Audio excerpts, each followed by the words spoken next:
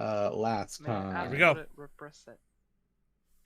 I mean, it's like Dark Forest. You guys in the Dark Forest? Something like that? Oh yeah. It's vague. Was that the recap? That was not the recap. Oh, you I were, I hope thought he not. started saying a I was recap. like, That was bro. And he was it. like, "You're in a Dark Forest last time or something." Yeah, you're in Dark Forest. I was like, wait a minute. Is my That's bed the Dark Forest? What? Yeah. So yeah, that's what everybody calls it. Oh, So spicy. Very spicy on this stream. I'm sorry. It's so spicy. Yeah. Anyway, so the four would-be adventurers all met in the tavern and were met by their benefactor Rivar, who owns a small cart and is looking to sort of expand his influence, and in doing so, he hired the four of you to go into the forest and take back out anything that you could find, which is like a normal thing that like that a bunch of adventurers have been doing, and so it's not that like weird for you guys to be asked to do something like that. But there are different levels of people going into the forest and whatnot. So you were, you were given, some instructions, went into the forest, had a few adventure encounters inside the forest as you sort of walked around looking for just anything of note. I still like because talking you over the didn't DM have any when he's real explaining shit, experience right? in the forest that would lead you to something like, like no treasure maps or anything like that. Eventually made your way back out with a few things, some wood, which is actually a big deal, and exactly 10 tea fruits, which you found in the clearing with the wood as well, and a cord of the tree wood from that the creature had like sort of dropped as it had left the scene. You guys made your way back at nightfall before the forest, darkness got too great, and then got yourself an inn suite that Rivar had purchased for you, and you are all waking up in the morning now. The fire has gone out on the in the fire stove in the corner of the room. Gengetsu is lying in the front of it. He slept there last night, but everyone else is in their rooms, and you all sort of wake up as you do, yes. and the day is yours. What would you like to do?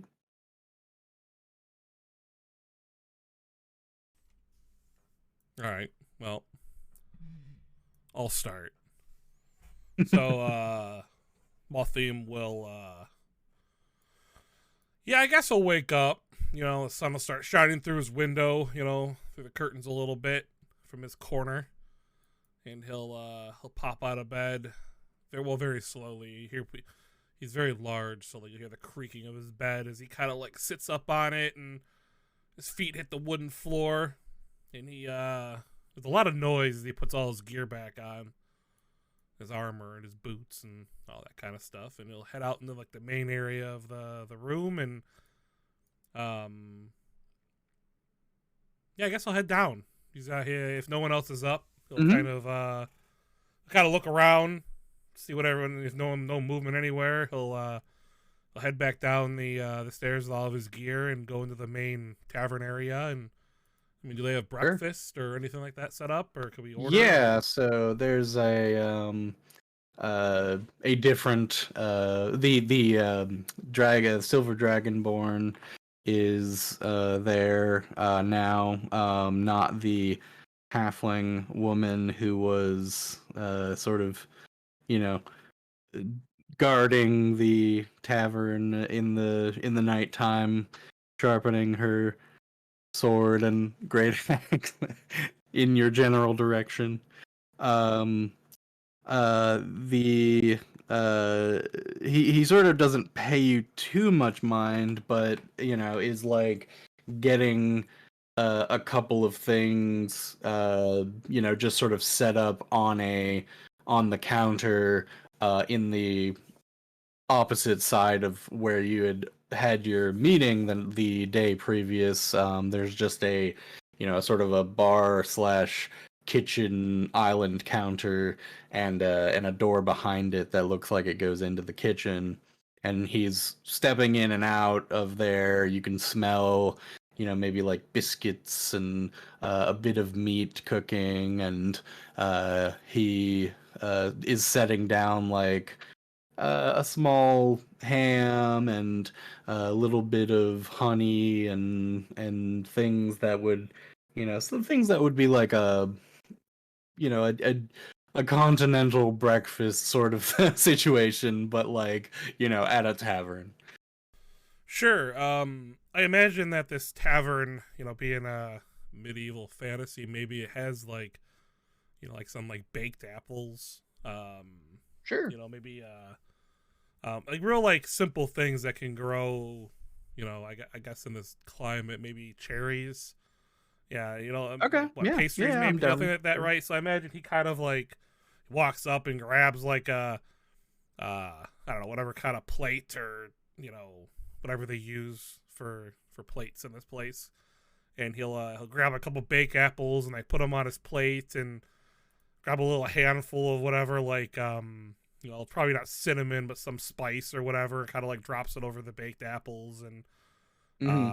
Grabs a couple biscuits off the tray, and pour a glass of water or whatever they have to drink, sitting around there, and he'll go sit down at one of the tables, and he's gonna pull out when he sit down, he kind of takes a couple bites, he kind of cuts into the apple and eats it a little bit, and he wants to take out the flower thing he picked. Is it still like ghostly and all that, or does it just look like a regular flower now?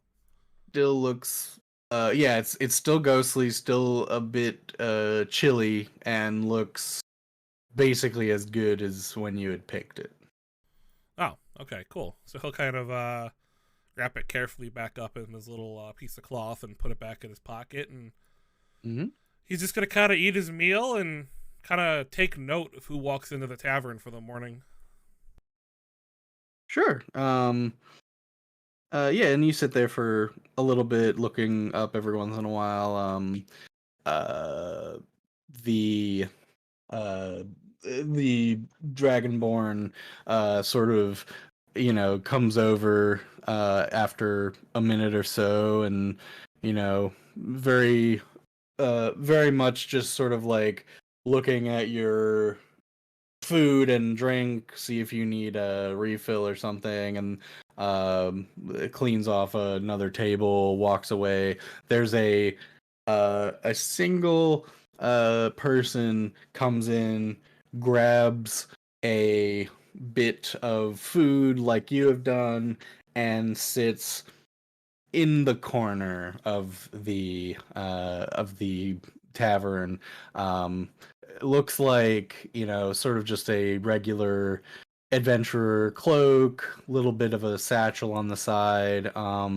Looks like he has a book, sort of like a spell book situation on one side of his hip, and then his like clothing is just sort of like greens and browns, like forest colors. But yeah, so that's the only person in the morning at the moment that seems to be coming in, without time going too far forward. All right. If Uh, oh, go ahead. No, I was gonna say Nadia probably would have beaten Motham down. She would have wanted to be up before all the men folk were up, and she probably would have skirted downstairs and got a cup of tea, and maybe went outside waiting for people in the tavern to kind of like fill up, just because she enjoys like the crisp morning air and being outside and being with nature. And so after Motham's inside and she kind of hears maybe movement in the tavern and she can smell the food being cooked a little bit more, she'll come inside, and find a seat nearish Motham, but not quite, close to him. And she'll lean forward and she'll be like, "Did that fruit scream?" She's asking this to Motham. He'll like look up from like his apple and he'll kind of like hold it in his hand and like look at it, and then like he looks at you and like almost like faces it to you like it's a fruit, and he goes, "Ah!" Then he takes a bite of it. And then he looks, he swallows it and goes, "Yes," with like a smirk. She'll give him a nod and well enough, and just continue to drink her tea and kind of, wait maybe for the others to come down, even though she does take note of the individual in the corner who has already obviously gotten food and already like made his way to the corner. And she'll make a note of him, but maybe not say anything just yet, just kind of watching him while Motham's enjoying his screaming fruit and she's enjoying her tea. Yeah, sure. And it's easy enough to notice that he's taken out what seems to be his spell book and is just sort of like in between like maybe oatmeal bites, like muttering things to himself, and then, and like just, flipping a page every like 10 minutes or so.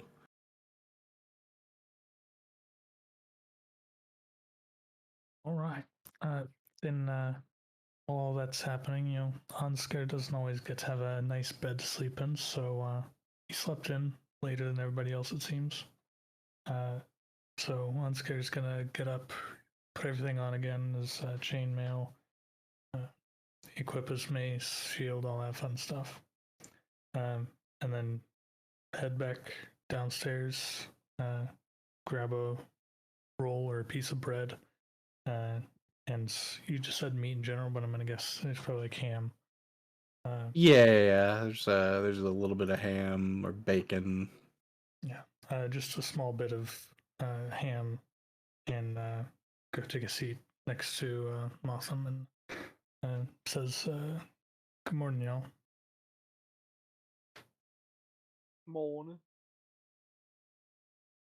As you see this little rat that has ran down the stairs behind you, even though you have not noticed him. Did you make it down the stairs or? Yeah, Okay. bit hard though. Hard being a rat. Just heard a couple thuds. Now it's him falling down the stairs. It's dun, dun, dun, dun, dun. I'm okay. Sorry. Pick me up. Get me up. It's too tall. Well, actually, if he's yelling like let me up," or whatever, Motham will take his staff off the table and he kind of like sets it down on the ground so he can like run up the staff onto the table. Thank you.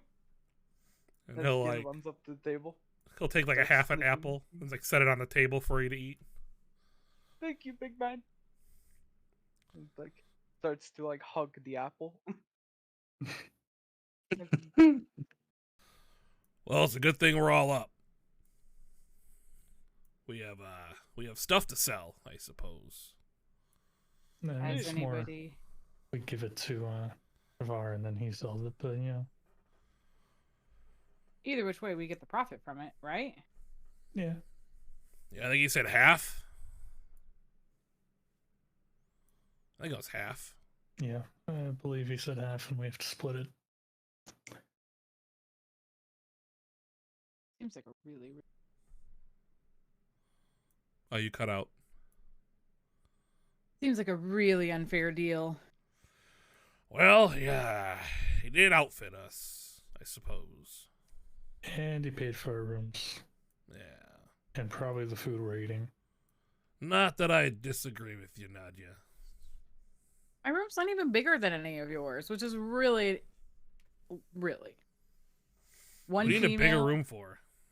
Because I am a woman, and that's what we need. We need lots of space. Yeah, logic doesn't check out. Well, But tiny, the room was huge. I've seen lean-tos on sheds that are the right size for someone tiny like you. Oh. Yeah. keep him under your bed. It'll be fine. I can be in your pocket. Once Malthim's done eating, he'll kind of like take his plate and look around for the Dragonborn, like hand it to him. And if he doesn't see him, he'll just kind of like leave the plate on the table. Sure, yeah. He's standing around.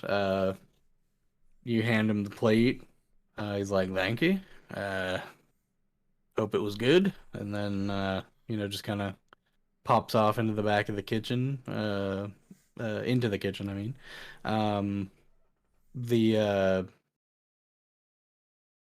You see the halfling woman comes out after he does after the Dragonborn goes in, and you kind of just see like the top of her head, and she's got these sort of like tiny like twin tail little things coming off like directly horizontal the side of her head, and you just see those sort of bobbing on the other side of the counter for a moment, and then she appears around the side, and she's got the sword and the battle axe both strapped like perpendicular to her back, and she walks around the corner and is like, "Oh, hope you had a nice sleep. There was no trouble down here." Sort of, like eyeing you up and down. And she is tiny too, right? like 3 1/4 foot tall. She's eyeing Mothim, right? Like we're specifying Yes. here. She's eyeing Mothim. Okay, perfect. Yes, okay, go yes. So looking down at her, he kind of just, he puts his hands on his hips and looks down at her, and he's just kind of like, "Yeah, I suppose with someone armed out like you are there, I wouldn't imagine many things would slip by. Unless they jump." She sort of gives you a cocky smile, and nods, and as she is sort of like walking toward the door, she's like, "My shift's over, but if you ever if you're ever up in the morning and you want to go for a walk, I always head off to the field on the east side of town. That's where I live. Come by sometime." She just like kind of keeps going. Looks a little tired. She's been up all night. You got yourself a date. Just watches Look her at leave, that. shakes his head like, "What just happened? What's in the field?" What's in? Well, see, here's the thing. Motham. You're gonna have to take a blanket and some fruit, preferably fruit that doesn't scream, and maybe something nice to drink. Some meat or something, and then you're going to say nice, non-gruntly words to the little one. Yeah. Best thing the little one is not the rat. Yeah, I got things to do. All right. I'm going out. He's gonna like wait for her to like leave. He waits for her to like leave, and then like waits for her like maybe like to see her like her head bob by the window, like she like is gone, and then he's gonna go outside and try to find oh my god, I forgot his name. Hang on, the main guy. Rivar, yeah. Yeah. Oh yeah. He is like got his cart open at this point. You know, he was in bed, you know, when you guys came into town last night.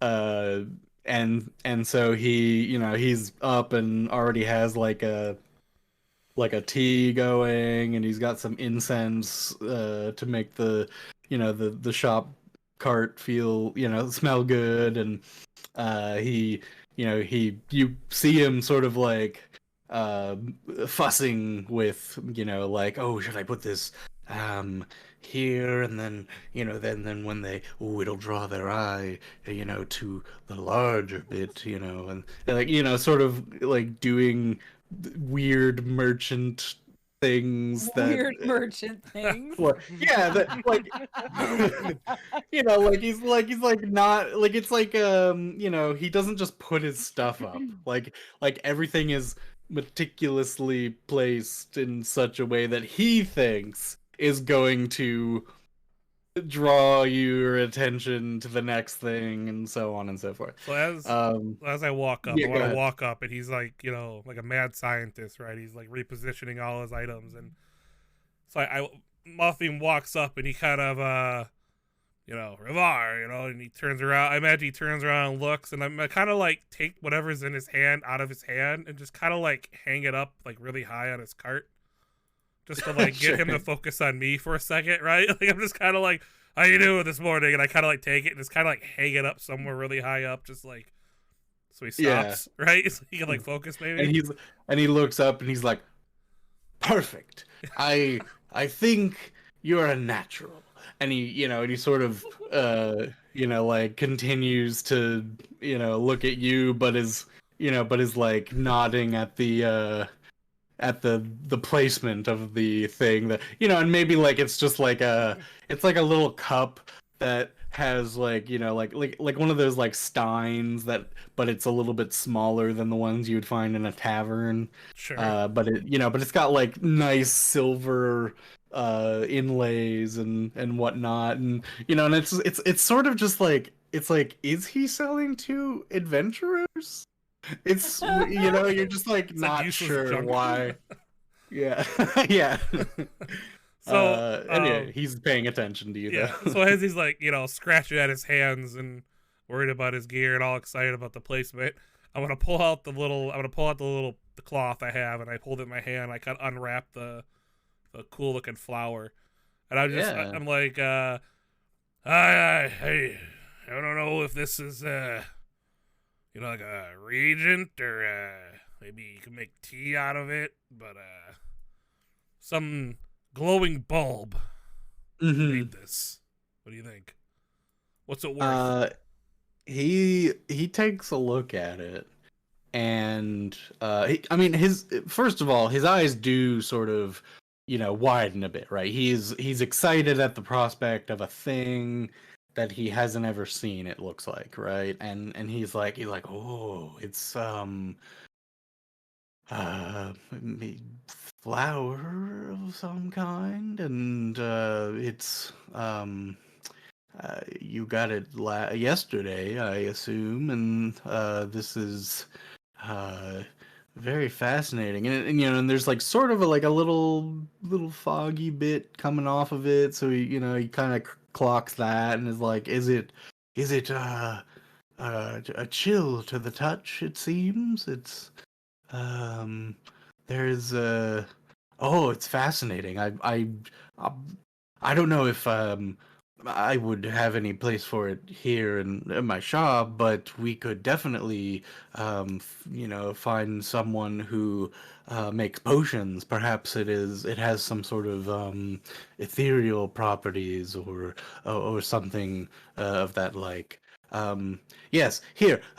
Let me see. Well, I suppose we should do this all at once. If you have more things, do you have more things? And then I can just, you know, calculate all of the coin I owe you, perhaps at once, and then well, and that's sort of a weird thing, right? It doesn't have a value that I have already established, so I'll just have to guess, I suppose. Well, you could always pay me what you think it's worth, and then if it turns out it's worth a little bit more than that, well, I'll take either store credit or you can make up the difference. Either way. But also I have this, and I grabbed like the whole like bundle of wood. I'm like, this wood came from a pod that had a living cave. Yeah, and he, as you're describing, he sort of like narrows his eyes, and he looks at you, and he looks at the wood, and he looks at you, and he looks at the wood, and he's like you brought wood from the forest. Yeah. These screaming fruit grew off of it. I should bring out I don't remember how many I grabbed. 3, I think. You have 3, I believe. Yes. Yeah. So I kind of hang out the 3 fruit, and I'm like, when you cut them, they scream at you. And he's sort of like he looks at the fruit and he's like, yeah, that's fascinating, but also like he's still sort of hung up on the fact that you brought wood out of the forest, and he looks and he kind of like looks around, he grabs the front of your cloak, surprisingly strong, sort of like pulls you in. I'm not and prepared is like, for it. It's like, whoa. Yeah. And he even like knocks over maybe a couple of trinkets, sort of like hide. He grabs the wood and is like don't let anyone see. And he sort of like pulls it over the counter and puts it behind, and is like, wait, how did you cut down a tree? Is that what happened? That's insane. I mean, I knew, I said, wood is valuable, but how are you not dead? Shh. Rivar, you have to calm yourself or you're going to draw attention. The wood, you wouldn't believe it. We were walking through the forest, and this great eagle showed up. And it landed on a tree branch above us, and we fought it to the death. And when the branch fell, I caught it, and I said to myself, I'm taking this goddamn wood out. And I did. All right, roll a deception check. I was like, what Roll the a 10. fuck? I just had to make up the dumbest story I can think of there. Yeah. Roll a 10. Maybe I say it while laughing a little bit too hard too, so it's not as convincing, right? But yeah, and he sort of calms down a bit, and he's like, oh, haha, very funny. I get it. Maybe you didn't chop down a tree, but still, the fact that you have wood from the Titheriel forest is a big deal. We could sell this for. He looks at how much there is, and he's it's probably like a good 1,000 gold pieces, just for this wood. 2,000 gold pieces? 1,000 gold pieces, maybe. I don't know. It could be 2,000. It's a lot. It's more wood than anyone has brought out of the forest for months. Probably. I think we have more, so maybe. He almost faints. He's like, oh. Come on, step out of it. I clap it in front of his face and wake him back up. Yeah, he's obviously baffled at this point, right? And there's not that many people walking by at this point, but there's maybe 2 people sort of clock you just having a very intimate conversation with the shopkeep. It doesn't look like you kind of turn your head a little bit and see them going in, and they're not being stealthy or anything, and you lock eyes, and you maybe even recognize them from yesterday. they were at one of the table. It's the two guys who were at the table talking to another benefactor, and they sort of look your direction. They don't. It doesn't seem like they clock anything else other than the fact that you are talking to Ravar very intimately, but they do look in your direction. Do I join? I just kind of nod at him. Yeah, you can make your way that direction. You pass the two men who are coming in, and they nod at you and sort They of nod push at a past. rat? Oh, I forgot you were a rat. Sorry. Yeah. So I guess Do I notice yeah, anything special about them? Because I'm so close. yeah. So it's the same guys that you saw yesterday, who were sitting, the pair of them, and the one of them had like seen that you had, he was looking at your belt when you were walking by.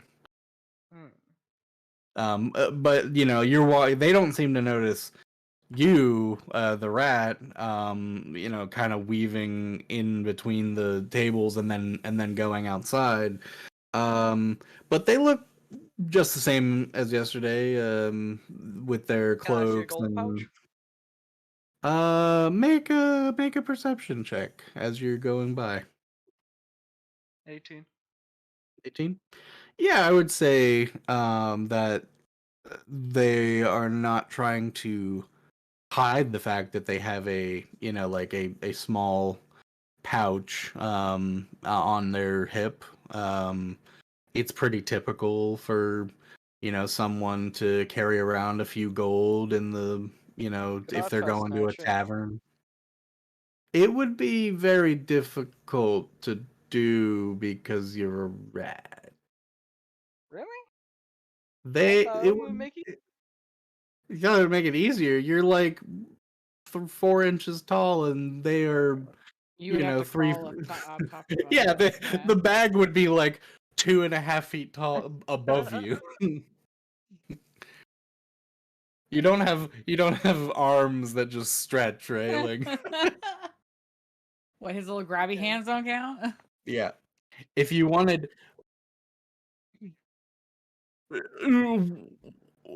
right? Yeah. Well, so if you were, just to be, clear, like if you wanted to try something like that, you would have to like either like very stealthily crawl up this guy's actual body, or maybe like get on a table that is equivalently tall, and and do something weird as you jump onto the pouch. You don't have a knife to do a cut purse thing, so anyway, that's why I'm saying that. Yeah. But yeah, so you do see them, but it's not like you're not like ooh, like a whole lot of gold. It's like this is like pocket money. They're going to a tavern. Why wouldn't they have 10 gold on them or something like that, but you can make your way out. I bounced my way to Motham and like start to crawl up the shoulder, like bounce up. Go. Good morning, River. Sleep well. He well, so they're in the middle of like Ravar is like kind of freaking out. He's coming over the And fucking wood. yeah, so well, it's more like he's like looking around, like if someone knows we have this, why wouldn't they just explode my cart and take it, right? Like that's more the air of demeanor that he has. And but yeah, no, he's doing, he continues to sort of look at the wood, and then and he's talking to Mothium. he says if I'm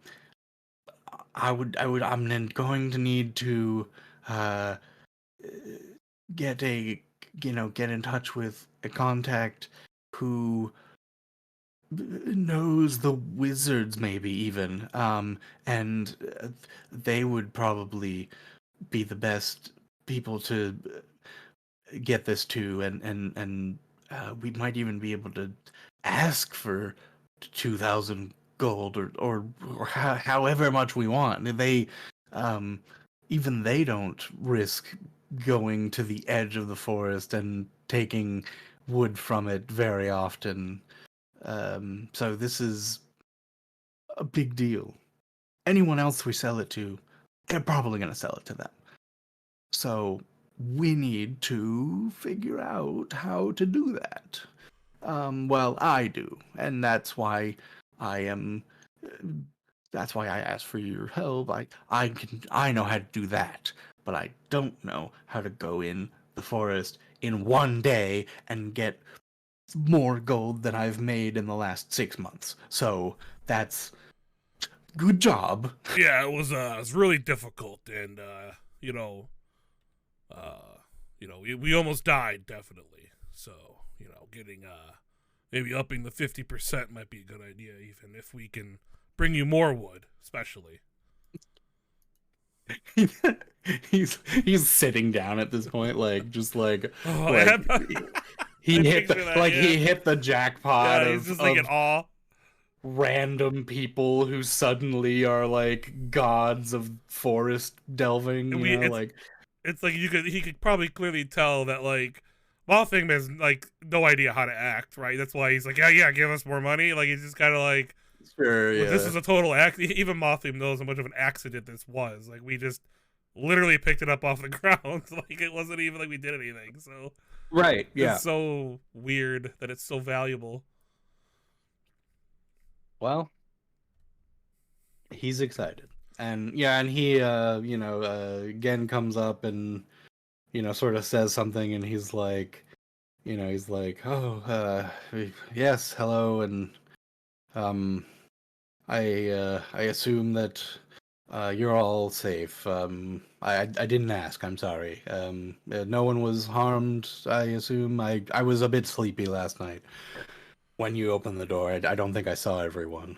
Nah, we're all good. We almost got eaten by the cave monster, but it all worked out. I made sure it didn't happen. Ha! Ah, you crawl up there. I had sticky feet and a fast wit. Yeah. You should be really careful crawling around the ground inside of a city. Rats are considered a problem. Yeah, a pest even. And I just don't want to see you get hurt, that's all. Thank you, big guy. Well, I've lived as a rat in other cities for 20-odd years. I've gotten used to it. Come to think of it, Rivard, do you sell tiny clothing? Do you? That's like the fucking rat. Do you mean straight. Yeah, he's like, do you mean rat clothing? I do. Yes, sir. I would have to admit that not many rats come to peruse my wares, so no. Well, if you ever come across a tiny green hat, yes, maybe a little band on it to hold it on his head, so I could discern him from the other varmint. I would love one. But Sure. I'm quite easy to tell, no? As he like starts to wave his hands up and down his face, he's like, white rat, tons of scars. That's not defined enough for you. No? No, I need a hat. You definitely need a hat. Yeah, fair enough. Yeah, Rivar, hat, please. maybe a Next t-shirt. I will do my best. Oh, we can get him some boots. Yes. Do you want Right. boots? Yes, master. Okay, I was just all like right. staring at you at his shoulder, just like listing off all of this gear he wants to decorate you in. Just for no reason, Oh just my because he's like laughing. Yeah. Funny. So, We speaking business this early in the morning? Yeah, we've made about 3,000 gold because of that wood. Wait, like I the told you number we just should have keeps grabbed going. more. If I was like, it's like I mean 3,000. Oh, like, like he's like just gone at this point. I'm still holding the fruit though. Like I look back at Ravar and I'm like, is this worth anything, or should I give it to the tavern? Oh, yeah. He gets so distracted with the He's like, wood. yeah, yeah. Oh, yes, I've Hydrate! seen others bring I'll have his Pepsi right now. similar I'll have to grab my water. type things back before. It's probably all worth. Let's see here. I could probably get a good, maybe 50 gold from what you have there. So. Is that is there anything else? I don't know. I'm trying to think now. I was dumb and didn't write down anything I picked up. I got a flower, bundle of wood mhm. with the belts. I want the belts back, so I need those. Yeah, you get the belts back. And then I give him the flower, the screaming fruit, the wood. That's all we came from, wasn't it? Yeah, that's all we got. Yeah. That's all I got. Yeah, so I'm like, no, let's see for trip 1. We're gonna, have to look for more on the second trip. Yes. I mean, if you you want to take a break, please don't push yourself. I still have to find a buyer for this,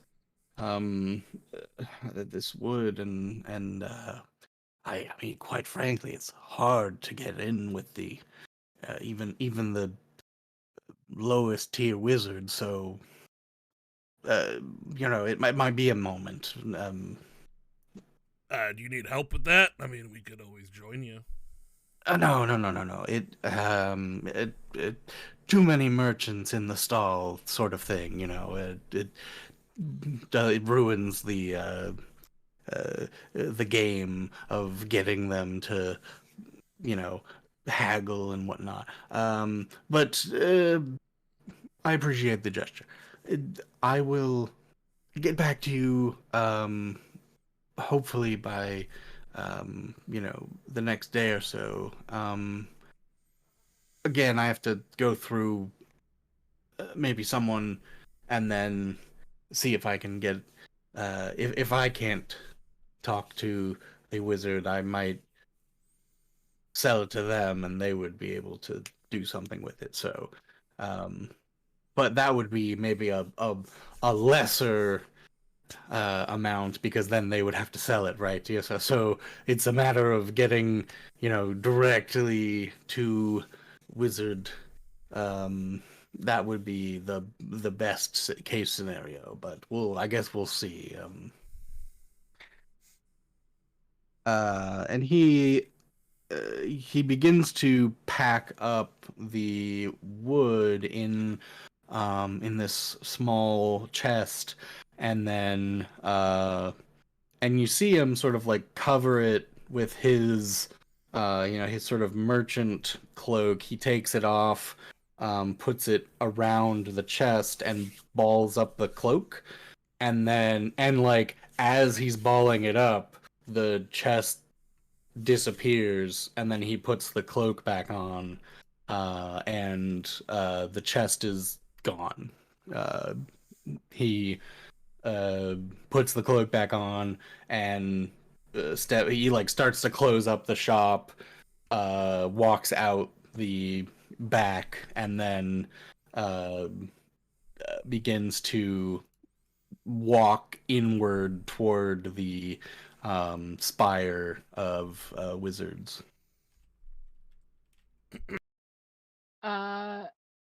So while all that is happening, Nadja is going to take her tea to the corner where the weird guy is with the magic stuff Oh, sure. and try to figure out well, what he yeah, is doing. Sure. What do you are you gonna like approach and talk to him, Yeah, or just just approach him and talk to him. Yeah. So when you guys are Okay. done with that setup, what you guys are doing out there, or during that time, Nadja Mhm. would like to, Mhm. have a conversation with them about, what, like, why he's there, like, where did he come from, that sort of thing. So, And Right. Anskar's still sitting there and observing this, eating food. Okay. Yeah. Uh, yeah. What do you? You are gonna start the conversation. So what do Sure. you? What do you say to so him? Naja will approach and she'll look at him and she'll be like, mind if I sit? He looks up and is like, "Oh, sh- sure. Hello. She Go ahead. Yeah. No, I was just say she'll just find a chair and pull it up and sit in front of him since he was in the corner of the room. Right. Yeah. Yeah. He kind of like maybe a bit nervously, just sort of like eyes you like waiting, um, and he starts to put away his spell book and um push the bowl that he had aside, and he's like, "Oh, I'm so sorry. I didn't realize you were going to be here so soon. Uh, my mistake. Let me just make some room." Uh, and he reaches again somewhere into like a pouch in his cloak, and he pulls out his like he has like this box that is roughly it's roughly like 6 to 8 inches, and it's carved in such a way that makes it sort of look um like a hexagon, but like a prism. Okay. And he twists one side of it and then twists the other in sort of a quick, but it's like a locking mechanism. And if you want to try to clock the locking mechanism, you can just give me a perception check. Okay. Cheap. Perception. Boop. Duh. Yeah. So it's very like he's doing it in front of you, like Right. you do know that it is a lock, but you don't notice like what exactly he's definitely twisting, but is he like holding one side and twisting the other? Is he twisting them both at the same time? I'm not quite sure. So he does like sort of pop it open, and it pops open in his direction so that you can see what is inside. And what is inside is a very fine looking wand, and the wood is like very smooth, very clean. Looks like it's lacquered magically, and there's a single sort of gem on the top that is almost the same shape as the box, but it has more of a point, as if it were like sort of like an arrow point, but with more uh, but more like a cone rather than a single bladed point. And he sort of like leans over and is like, this is the finest make that I could appropriate in the time that you required, and but I assure you that it will meet all of the needs that you have requested. And if you can hold it if you'd like. It is the exact measurements that you asked for as well, and I believe that you will not be dissatisfied with the enchantment that I have placed upon it. Any sort of like gestures for you to, just sort of like take take it in your hand and try it out. Okay, so just to be clear, he assumes I am a person that ordered this, Yes, but I am not the person who ordered this. clearly. Okay. Going? Okay, can I sidebar with my teammates here before I do something stupid?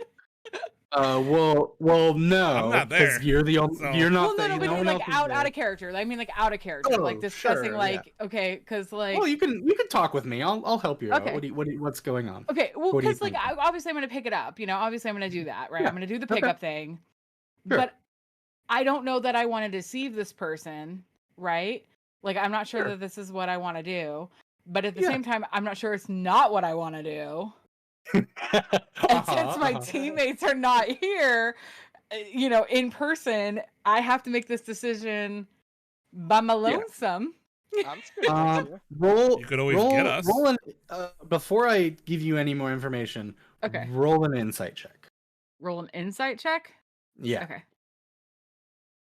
Is it Fuck! So first things first. He obviously thinks you're someone else, right? Correct. Correct. That- Absolutely. yeah. So that is very clear. It from your character's perspective, you think that he is being incredibly genuine, that he thinks that you are someone else, like he is showing you a thing that was made, like commissioned for someone else. Correct. So like,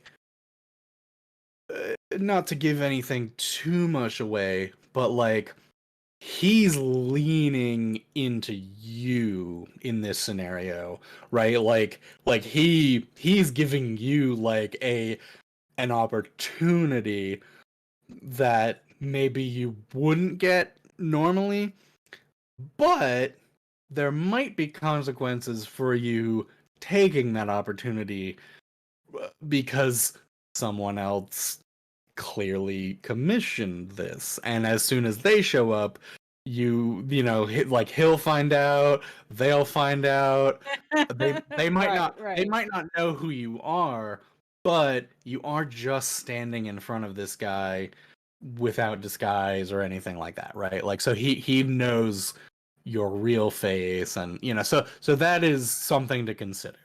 That, you know, you haven't planned on doing like a clever thing. You just happen to be in a weird situation where this guy thinks that you are someone else. Okay. All right. What was the object? It's a wand Mm-hmm. with a gem in it. Yeah. So, obviously Nadja is going to lean in and she's going to pick up the wand. So Mhm. I'll have her do that. And she's going to maybe inspect it. Actually, she is going Sure. to inspect it. I don't think she'll know anything specifically because she's not necessarily magically inclined. She's a ranger. Sure. But- You can roll an arcane check though. Yeah. And see Arcana if check. she notices anything cool about it. That one. Not really. She's dumb as shit. It's a wand. It's a wand, yeah. It's a wand with a cool gem. Yeah. So My she's lord. going to look at it, kind of feel on it, and then she's going to allow her better judgment to take over and place it back into the box and Mhm. tell him, I'm not the one you're looking for. I didn't order this. And he sort of you know, looks fairly quizzical at the, you know, when you say that, and like kind of slowly like clasps the box back down as you put, you know, like you put it in, he puts it back, and he's like, oh, and puts it away and is like, I am terribly sorry for mistaking you.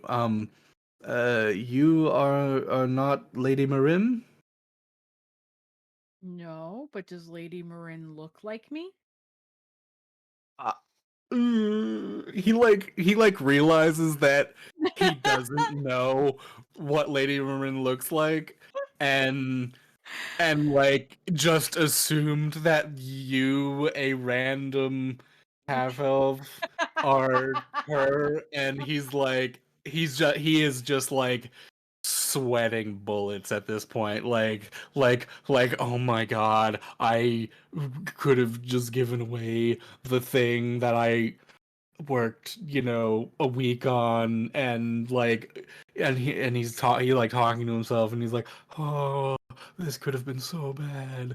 I'm my master's going to kill me. And he's like, please don't mention this to anyone. And he like pulls out a pouch, and he gives you, he's like, well, 10 gold by your silence. She's gonna hold up her hand and press the bag and push against the gold. I want to know what that is, and I want to know who Lady Marin is, and that will buy my silence. And then he looks even worse than before. he's like, oh god, oh, okay. It's not that bad, right? It's just there is she's one of the mages in the tower. She's not. I don't know what she looks like. She never comes down. Why would I know what she looks like? No one knows what she looks. She's probably gonna be in a glamour when she comes down. I thought you were her because she could look like anyone. She's an illusionist. I. Okay. Uh. This is an enchanted wand. It is not fully finished. She's going to finish it herself, but she needed a artisan to craft the wood that she had and the gem that she had given us, and we are the ones who secretly, do that sort of thing for her, and we meet in random places and then give it to her, right? That's all the information I know. I don't know anything else. If you want something, made for you, I'll do it for free. Please just don't tell her that I told you anything, and I will do so much for you. I will make you a wand if you want. I can't I can't actually make many enchantments, but I know of a two or three, and she's the one who does the actual powerful ones, and I just sort of imbue them with the ability to not break when she does it. So please, I just So, okay. I'm going to. You're going to owe me a debt, like you said, but I'm not gonna take up on it now, and I won't say anything. But were you supposed to take this to her in the tower, or did she no. have a She's rendezvous supposed to point? she's supposed to meet me here. That's why I thought you were her. I see. She could be that man. And she points over at Onscare. Like And I look over. Like, yeah. Food in your mouth, like hanging.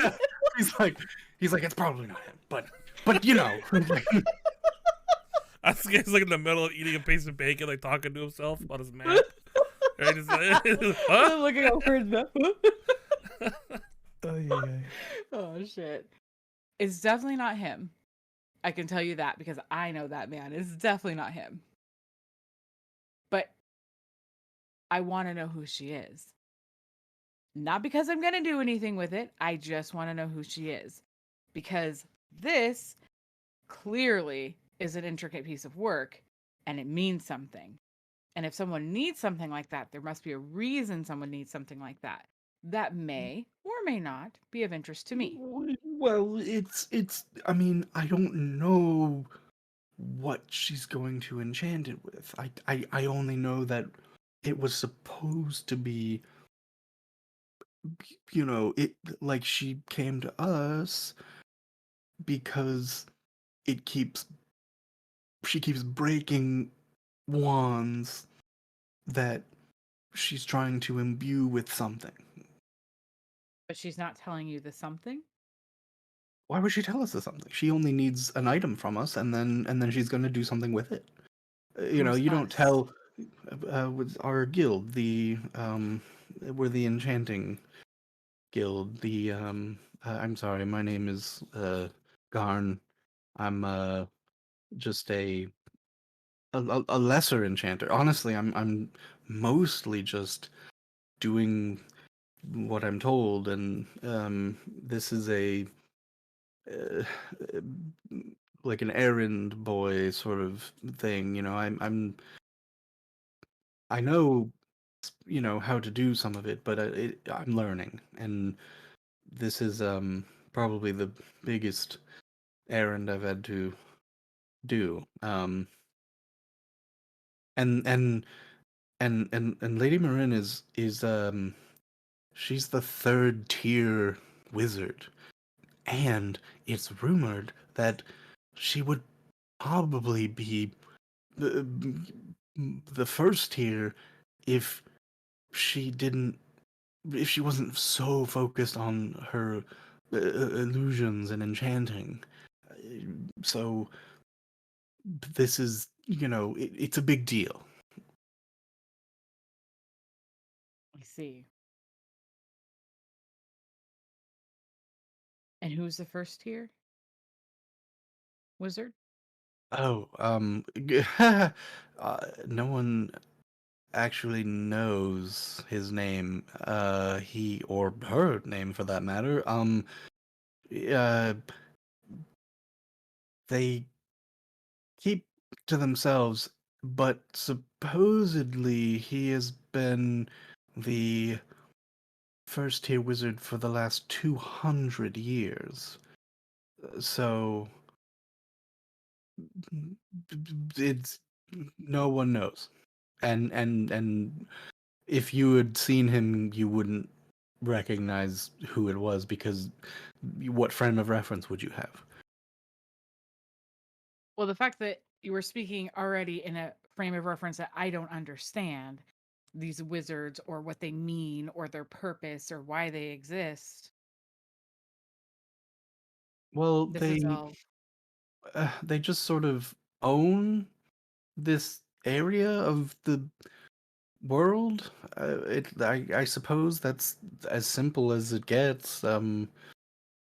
People come here because the Empire can't really do anything about them, and if they sort of have bound themselves together in order to be able to be free from their watchful eyes. I see. Do you come here often?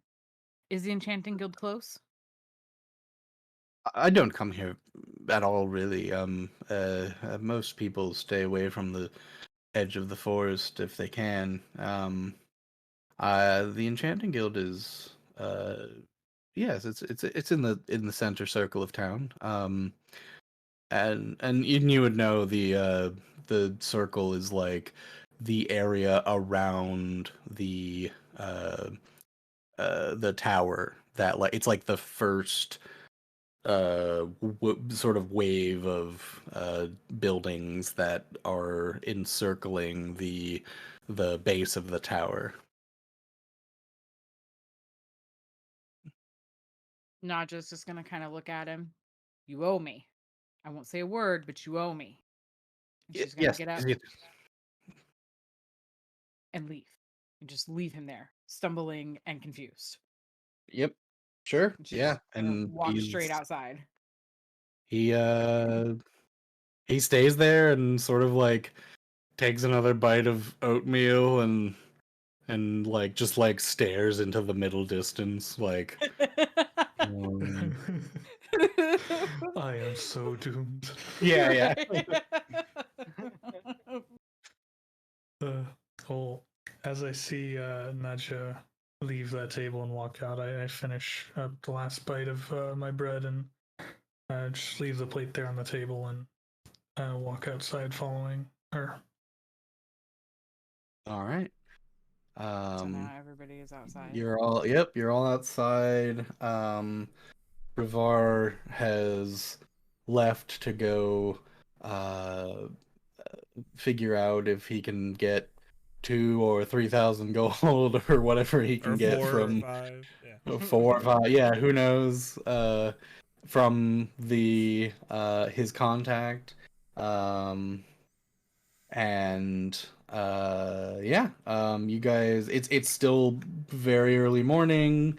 If there's any like prep or anything you guys want to do, or if you want to go into town rather than going into the forest, he did give you that 50 gold for the other stuff. Okay. So he took the fruit and the did you want to give him the I didn't actually specify. Did you want to give him the ghost lily or not? He said he wasn't sure how much it was worth. Right. Yeah, he didn't know. So he will take it and I will make a roll to see how much he can get for it. Yeah, that's fine. I'll let him take it. Okay. I will do that right now then. He can have my. Okay. What? Sure. Yeah. So 2 of those. Let me just do a roll. See what he can get. Kind of a middling result, but so what I'm gonna do for things that haven't been found yet, basically in the forest. This is a mechanic that I've made up. Either Rivar or you or anyone, basically anyone who's trying to do this, you will roll a either a persuasion or an arcana check, depending on what kind of thing that you are trying to find a buyer for. And the more persuasive you can be, the better die that you get to roll to see how many tens of gold you get from that thing. And each die that was weird. is also automatically worth half of its value. So for example, if you roll a 5 through 10, it's a D4. If you roll a 5 through or 10 through 15, it's a D6. 15 through 20 is a D8. 20 through 25 is a D10. 25 through 30 is a D20. So if you get a crit, it's a D20 as well. So that sounds fun as hell, man. That's how I'm going to do sort of lesser items that don't have like a specific value, right? And so like the flower, for example, Rivar rolled a 14. So I'm going to roll a D6. What? I rolled? When did I roll? No, I rolled. Oh, you rolled. Okay. For Rivar. Right. It's Rivar because he's the one who's selling it. Right. For tens of hundreds of gold. Right. So I rolled D6, so it's already worth 30, and then I rolled a 4, so it's worth 70. Cha-ching! And that is for both of them. So that's 100. So that's 140 total. So you guys get half of it. So we get 70 total? Well, you get a total of 70. Yeah. Okay, so I give 35 of it to I'm sorry, Sam. What's your character's name again? So I give half Yeah, to yeah. you. Gengetsu. Or Gen, whichever. Oh yeah, easier. Gen's a lot shorter and easier. Again, yeah. Yeah, so and then plus the 50 for the tea fruits, which is sort of that's half already. So 50, 35. You just you just add 35 and then add 50. Okay, so Nadia came outside. Nadja's outside, and she's am going to falling asleep. decide to not say a word. What? She said she wasn't going to talk, right? She said. Yeah, that's good on you. So she's going to keep her mouth shut until can't. So as Nadia comes out, Malfin's gonna look at her and what took you so long? It was a long breakfast. Morning. Good morning. I am a woman of culture. Why are you worried about how long it takes me to get ready? You know, you like to remind me that you're a woman quite often. I don't just doubt. have to make sure you guys don't forget. I don't doubt. Well, anyway, turns out the wood we got is extremely valuable. The merchant's gonna run off and try and sell it. Apparently it's extremely valuable and very important for making things or something. Hey, all right. I sold the screaming fruit and got like 50 gold, I guess.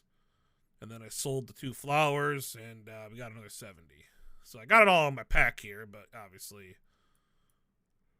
it's whatever you guys need. We could just buy it or take some or whatever. Sure. I know you're a woman, so did you want your cut now?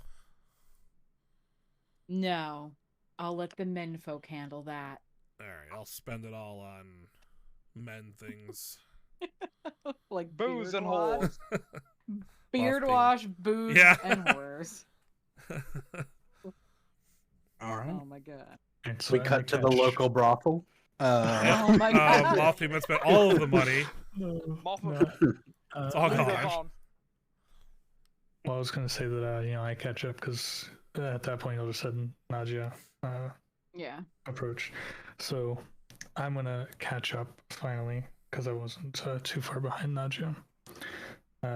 Say, hey Nadia, why did that guy point at me? He thought you were really handsome and he wanted to know your name. Roll a deception check. Damn it. Why? Ooh. And then on scare can roll a insight check. You Insight. better roll shit. You better roll shit. Nat 20. God damn it! It's obviously a joke on scare. Obviously, that's not what actually happened. I'm sure that's exactly why he pointed at me. He just thought you Tell the were details. someone else. If Should you go say for a so. second law? She's going for a second lie. She's going in for it. What guy were you talking to? That one's kind of a half truth, but It is. Yeah, it's sort of a half truth. Yeah. So, spill secrets.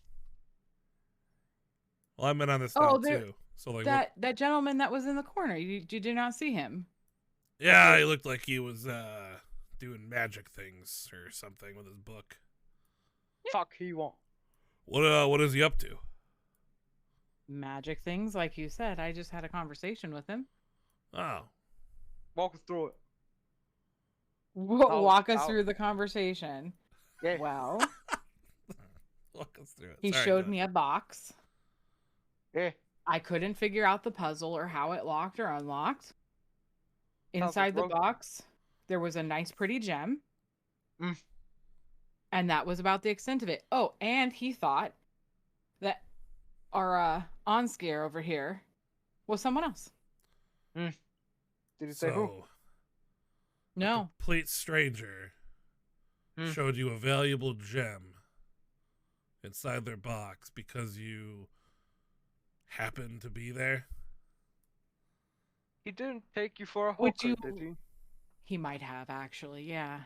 Hmm. I mean, look at all of this. Wouldn't you take this for a hooker? No. Wow. Yeah.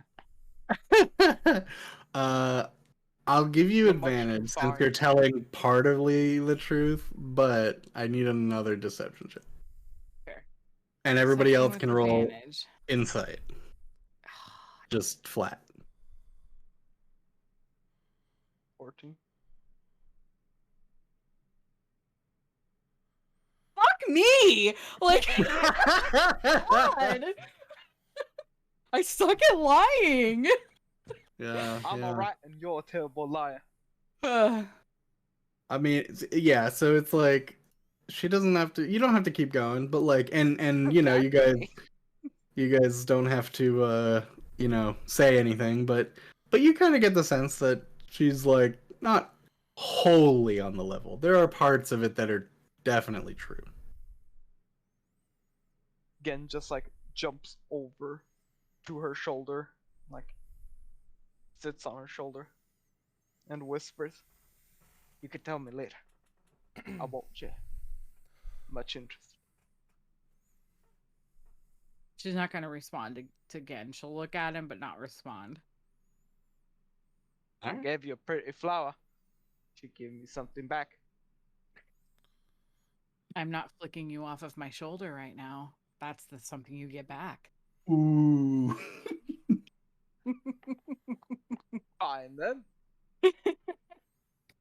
He like climbs up and sits on her head instead. Hmm. You're comfy. I'm staying. Like rolls into a little roll, then a bun. The nice Alright. crane you got there. I'm Yeah, the you rat. know. I've only heard it told of legends. The yellow rat. He's a rat. the yellow rat wizard. He's here. Anyway, so what do you guys want to do? You got the forest is open. You could take a walk into town. There are various merchants and things that you might be able to spend things on. You could visit the halfling woman, maybe. You kind of know where she is. Sidebar. World is your oyster. Would we know, or would we get anything good out of Max visiting the halfling woman? Oh, you have no idea. She, like, that she is the night guard of the tavern. Which, could be anybody. Like, she is clearly a hardened or puts on a face of a hardened fighter with two-handed weapons on her back. But standing at 3 1/4 feet tall. Right, exactly. And Look, man. Yeah, to be clear, like, they're two-handers for her size, but So they're like they're still so they're big. palm size for Max's character. They just fit like right Yeah, basically, yeah. She's one size smaller, so yeah, they would be one size bigger for a two-hander. Okay, look. I say that Motham goes and visits that woman. That's Motham's choice. It is, but she might know things, and if he flirts with her a little bit, we might get some information out of that, and then we would know what we should do today. I'll tell you what. We'll go visit her if you come clean on what you and the hooded man were talking about. I'll consider it. Hey, Motham. Careful with your rod. If you put her in her, she might die. Oh my god. Good lord. Please so. Hey, I think we're gonna go in the forest. Why don't you turn into a bird and go fly overhead and scout back in a couple hours? All right. Yeah, we'll Well- meet you there. In the forest? Sure. Well, I'll run some errands, then I'll get to yours. Okay, man? Seems fair. Seems fair. Ay, ay, ay. I'm just saying we could get information. What if there's Max something could get laid. specific in the forest? We're not worried about that. We're worried about getting stuff out of the forest. And that woman might know something about what's in the forest. I mean, she's there every night. People go in there, they drink, they tell stories. She hears things, right? Kind of like a hooded man, a wizard Yeah. potentially inside of a tavern. Sort of. Right. Yeah, exactly. Huh. Exactly like that, except less like that. Right. Look, It's almost like the hooded mysterious man might have some valuable information to say. right, exactly. So let's go see this woman. Right, the hooded man. Right, yeah, he's right here. Right, exactly. Look, that wasn't the deal. The deal was you go talk to her, and I will give you the information when you come out with yours. That was the deal. Probably. No. I swore that I would say nothing, and I will tell you when it becomes pertinent. It's not pertinent now. Right So now, it it is means something. nothing. All right. Are we in danger? Not at the No. present. So you're gonna do something that put us in danger? Look, I Potentially. didn't.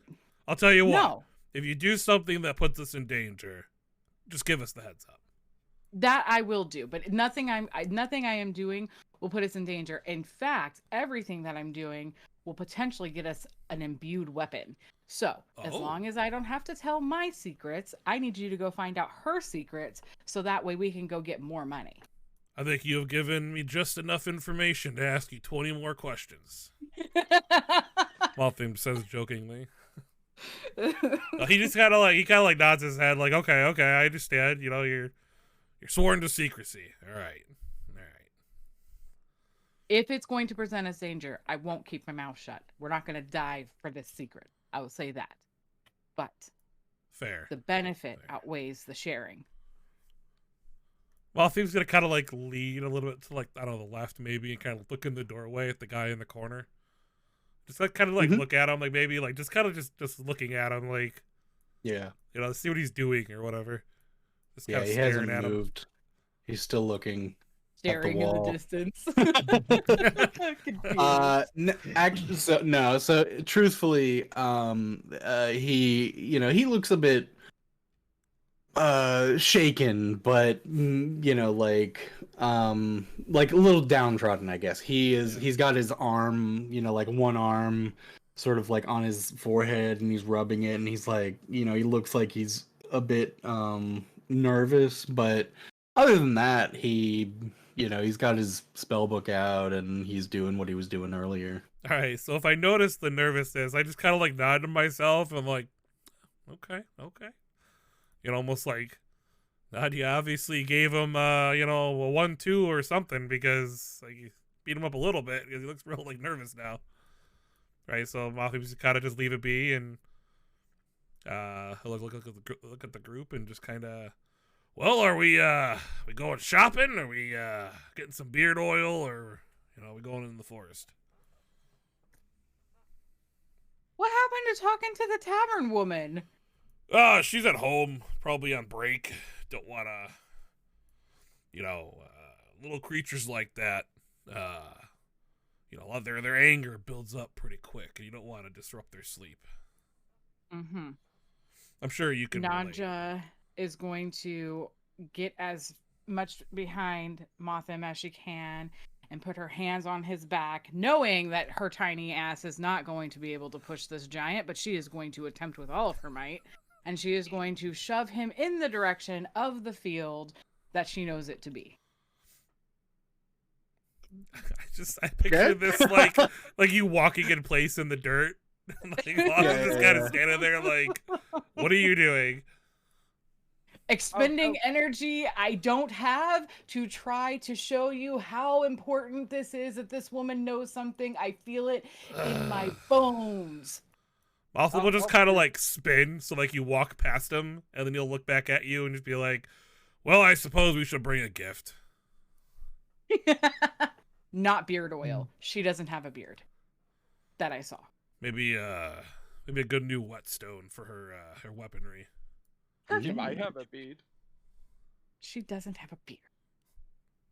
You don't. All right, we're gonna go find like an armor smith or a weaponsmith, or if it's all on the same. Sure. Yep. Yeah.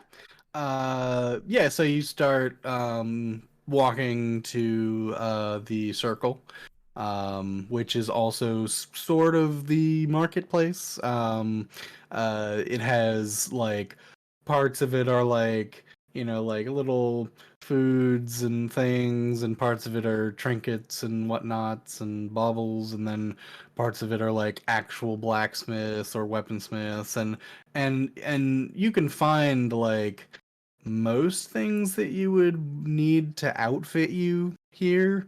So yeah, finding a whetstone is very like I'll say you get, like you get a nice-ish one for a gold, and it's like just the sort of like 8-inch stone that you rub your blade on. They do have like, there would be maybe like some fancier things if you took a little bit longer, but that you can basically walk up to almost any smithing area and be like, how much for this? And they're like, this is a gold. Okay, I want that, and I'm gonna look for like some really nice like leather wrappings that you'd put on a like on a battle axe or Okay, sure. whatever. Like whatever they're called, lashings. I don't know. Straps. Yeah, I know what you mean. Yeah, like like I think it's Handle. wrappings. Yeah. The handle wrap, yeah. Yeah, so you go over to, like a leather working, like a tannery. There's a, you can like smell the, the sort of tanning in the back, but then like the very front of it is just a small stall with big bits of leather, small bits of leather, and there is a just a human woman sitting there reading something, sort of like waiting for customers. She looks up at you and is like, get you anything? Yeah. I'm being generous today. Look, and he's like looking around, looking for. Sorry, she's a halfling, right? Yeah. So looking for.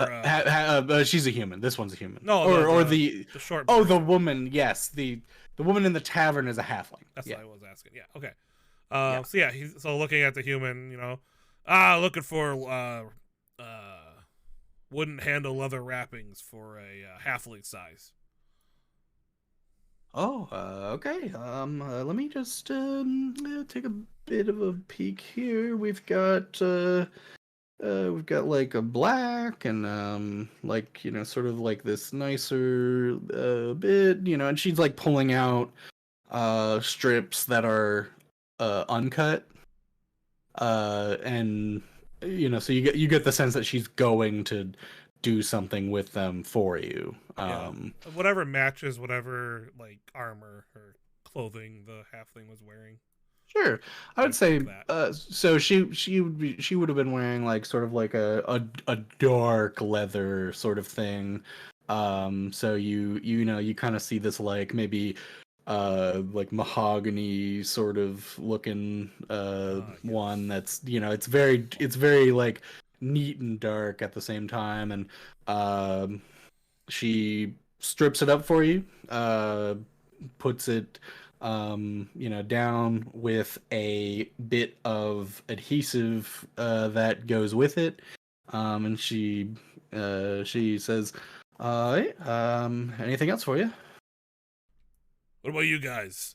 What do you guys need? Points at the group. Not just gonna have wandered off, so. Oh, okay. she'll still be in sight, but she's wandering off to find a very specific thing. Mhm. So I'll wait till you guys are done. And Gen Alright. jumps onto the table and transforms back into human. So you're gonna transform while on the table, or you jump sort of onto the ground? Jump on the table, Yeah. and you see the black smoke start to bellow out of the little fucking rat. Uh-huh. And out of the smoke appears the human version, like sitting on the Right. countertop, kinda. Yeah. Okay. Leather armor The is the woman is like, oh, and sort of backs up while you're doing that, and she, like, when she notices that you are a human, she goes to, like, push you off the table, like, sir, this is my stall, and Nothing helps her. He's like, "What are you doing? Get down." my apologies. Still getting used to it. Sorry, leather armor, yes. Yes, She, please. well, you would need to be fitted. What kind of armor? Well, do you have anything better than this? Shows her a good, like, 360 of myself. Sure, yeah. She, she, like, kind of goes, "Shh. We have everything better than that." The and perfect answer. like, looks at, like, the even the most basic leather, and it's, like, colored and trimmed and, like, ready to be fitted into actual armor, and and you recognize it as, like this might even be better than just, like a classic armor because of their make. Like, they So are it's high doing quality as some hell. right, yeah. So it might cost you a bit more, but it'll be good. While we're running for the instead of that, I can tell it's fine quality as hell. Of And like course. points towards it. This is our basic leather. It will protect you, but more importantly, allows you to move around in a greater capacity than you normally would. And for that, we sort of make it a bit more flexible in certain areas and whatnot. But without going into detail, it is a bit more dexterous of a make that we have here. Sounds amazing. What'll it run me? So it's going to be look, she kind of, like, looks you up and down. uh you know it's it's going to be 10 gold more than the normal armor you're wearing. So I could uh, get that started for you, for for being ready tomorrow. It's not ready until then, unfortunately. 10 golds, do you say? 10 gold more than the normal armor that you might find around here. And it does have just as a like a clarification. This would be Plus one the, dex? like, regular leather, but with 12 AC rather than 11. Oh yeah. Hmm. And what's like the price of it technically? The full price. Yeah, Let me see. full price. I'm gonna look at that. Let me see here.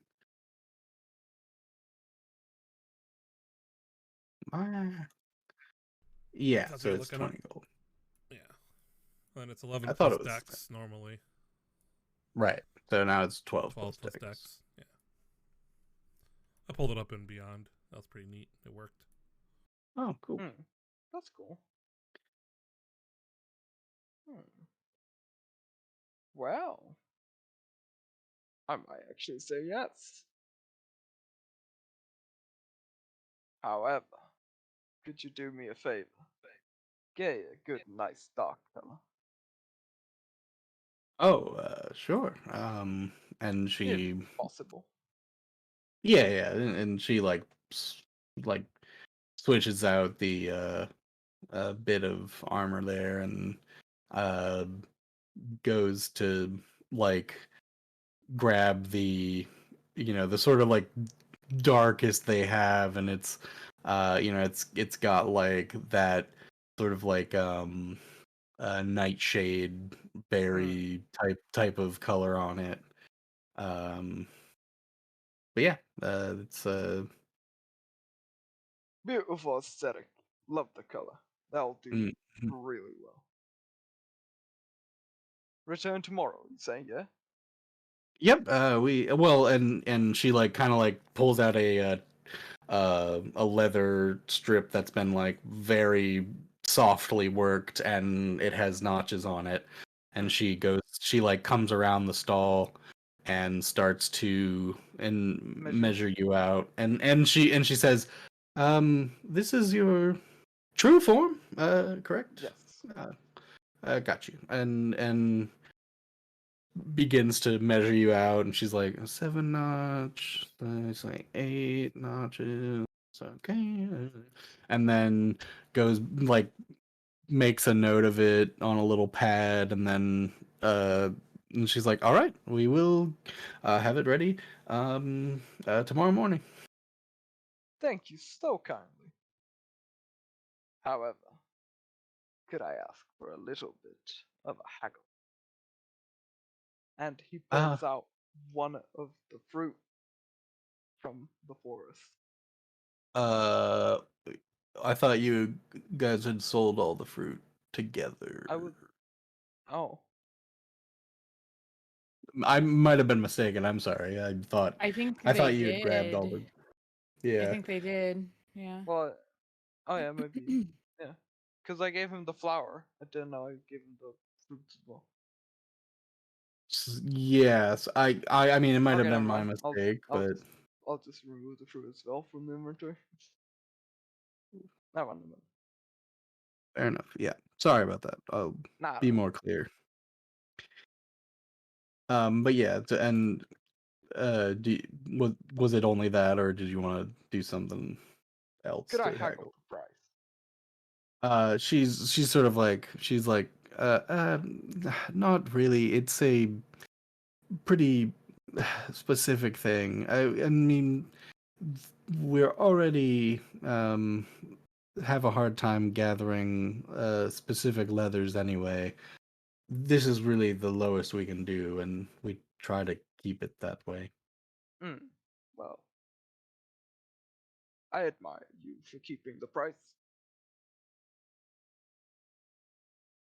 I think Okay. for your hard work. Sure. And she like makes a note of it to uh get it started, and then she's like, okay, we will have it ready for you. And and the leather bits for the handle are just going to be 2 gold pieces. That's for Max's character. Yeah. Yup. I Do I pay hand now, her or- 2 gold coins. Yeah, you pay now. Okay. I'm like, here you go. And she takes it and sort of slides the bits forward with the little bottle of adhesive, and says, "You're welcome. Please refer us to anyone who would be needing some leather. Competition is fierce.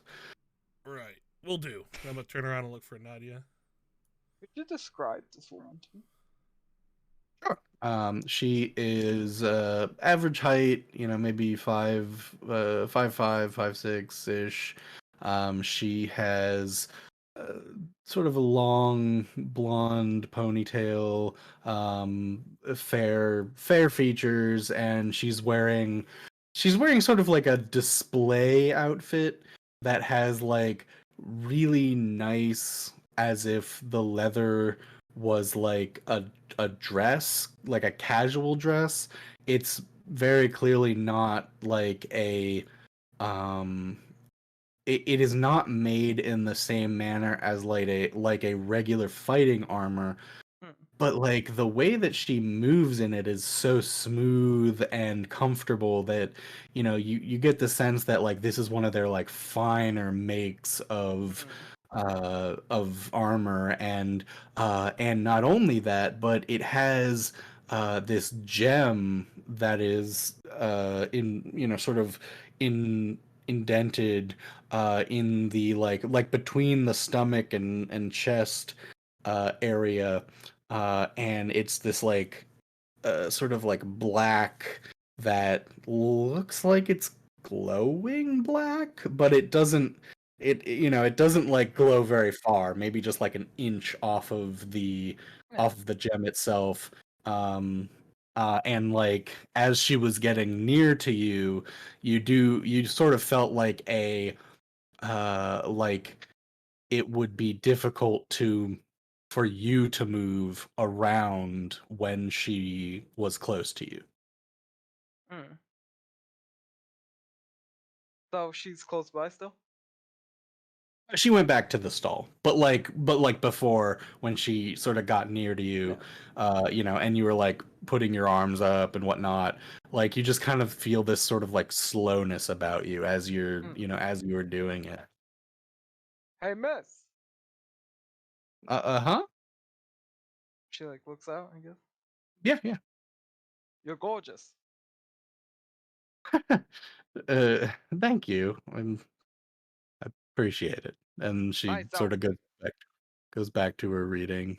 Oh yes, this is one of our finest armors. It actually has an enchantment on it as well. And we do work with the enchanting guild in order to facilitate these commissions. If you're ever in need of a piece of armor that will not fail you or get old, this is the place. We are the only leatherworking station that has um, uh, an inn with the guild. Oh. Maybe come here for a second. You said, "Come here for a second." Yeah. She kind of looks confused and is like, don't think I will, but I can answer any questions that you have." A gift. And like gestures with her finger. A gift? Well, what are you gesturing at? Sorry. Like to come. She does not want to come around the Ah, stall shame. again. And takes out one gold coin, puts it on the table. For the good company. Oh, Or thank you. She, like waits for you to leave. I'll be back tomorrow. We will have your armor ready then. Thank you. And Gen just waves and fucks off. All And right. goes to look for somewhere where he can buy a crossbow. Crossbow. Okay. Sure. Before we do that, is there? We'll go over to let's. Hedge. Does On Scare want to get anything? Oh, no. I just sat there looking around. Okay. In that case, we'll go see what Naja's doing. Where did you pop off to? She went to go find a candy stall or something that Oh, would sure. sell sweets or delicacies. Specifically, she's looking for chocolate. Oh, there is definitely a chocolatier. Um, you find like sort of a little like you can almost hear, like before you get there, and in this order, it's like ooh, the smell of like sugar and chocolates, and then you get a bit closer and you hear sort of like boiling but like thick bubbles, Mhm. like kind of like burbles, and then you walk in the door and you feel the heat of candy being made like from the back of the room as Uh-huh. these like large boiling vats of jelly and chocolate just waft over you and into your nose and over your hair, and like you just feel like sugared immediately. And you look about you and it is like a gem mine of candies. There are every kind of weird pastel color and bits of cloth that are hanging that just have candies hanging from them, like a hammock, barrels that have hard candies in them, like caramels wrapped up in little wax seals, and there is a gnomish woman who is dressed up in these like polka dot overalls that sort of like a jumper, and then she's got this like ridiculous candy shaped hat, like it's like one of those like lemon jellies that or orange jellies that you get from the like really basic looking packets, and she just looks like sort of a Willy Wonka character in her candy shop. All right. And there's also gnomes who are a bit smaller. They look like children gnomes who are like running in between the bits of candy and like making sure that they are neat and organized, and then they run back behind the counter, grab some more candies, and like put them out in specific boxes, so like and there's a couple people in here too, browsing the wares, and she's maybe talking, the woman um uh is talking to another customer, just getting them some goods, and you see sort of the chocolate section is like a little ice box area where there are maybe like 17 different kinds of fudge, and they are putting out a new fudge, and it's got sort of like an orange marmalade on the top, but then like this like deep dark chocolate on the bottom, and it all looks delicious. Okay. So Naja's going to look around. Obviously, her eyes are going to be huge because she's going to see so much going on and so many different things and have all those different smells in her face. And she's going to, obviously greet the gnome woman and ask her about what her finest chocolate is. And she sort of gets done with the other customer, looks over at you, and is like, oh, we have the most finest chocolates in all of the empire. We're not really in the empire, but that's okay. And she like opens up the icebox, takes a bit of fudge, and like with a strange candy dexterity, she just plops a like truffle in your mouth. All right. And the sensation of this sort of like hard candy shell with these soft like mousse inside, Mhm. and there's like a bit of a mint julep sort of thing going on that's like you're like, oh, what is this? And then it switches up, and suddenly there's like a little bit of like as if somebody hit you with a tiny firebolt on your tongue, and and you're just like, it's like the sensations are wildly different, and it's like two halves of like cold and fire, and it is almost mesmerizing. But it tastes amazing. Like the chocolate is so good, and it's clearly like magical in some kind of way. So And she's obviously, like, how is it? Yes. her eyes are going to be even bigger. So if that were possible, and she's going to grab the gnome woman by the cheeks. Oh my gosh, this is amazing!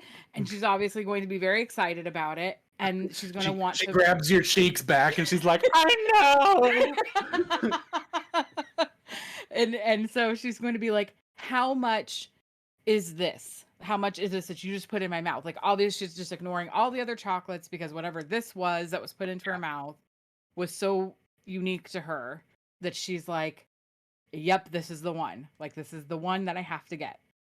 And she wheels around, grabs to show you, and she grabs like a little bag, and the bag looks like it's like a little like cloth pouch. Looks like it could hold like a dozen. And she's like, one of these bags is 2 gold pieces, and then she grabs another sort of larger bag, looks like it would hold 3 times as much, and she's like, this is 5 gold pieces. And then she grabs an even bigger bag that looks like it would hold, this one is as big as her. And she's like, Yeah. this is sort of for long trips, and it looks like it would hold like maybe 200 of the candies. And she's like, this one is 25 gold, but it's like 5 times the amount of things. Like, you couldn't eat these in a whole trip. I wouldn't recommend it, but I've done it. It's just like, I don't recommend, but you could. yeah. Okay. And she sort of points at there's like the ice box plus like a little section of like gelatin bits that are sort of like jujube looking things. And it's like that is for this section, and then everything else is sold by the box, and every each box, except for the hammocks of things. The hammocks are single pieces, and those are silver, and then the every box is 1 gold, and you look at the boxes, and it's like 5 bits of candy in each box, but they're like different candies. Okay. So Naja is okay. Well, first question, because it's obviously magical, would it cause Naja, like, would it give her like it restores health? Would she know that? You know what I mean? Like, if she ate a chocolate, Yes. it You restores health, or right. You get the sense that it is magic for flavor, and Okay. that's it. Okay. So Naja is going to order 1 small bag of the 12 piece, 1 of the 5 gold bag, and Okay. she wants 1 box of chocolate chip cookies. Oh, okay, yeah. Yes. Okay. So the woman sort of like bounces around, grabs your things, and then like goes over to another sort of shelf with the with like baked goods on it and grabs those. And she grabs everything and is about to tie it up neatly in sort of like a bundle cloth, and she's just like, okay, is there anything else I can get you before No. I wrap it all up?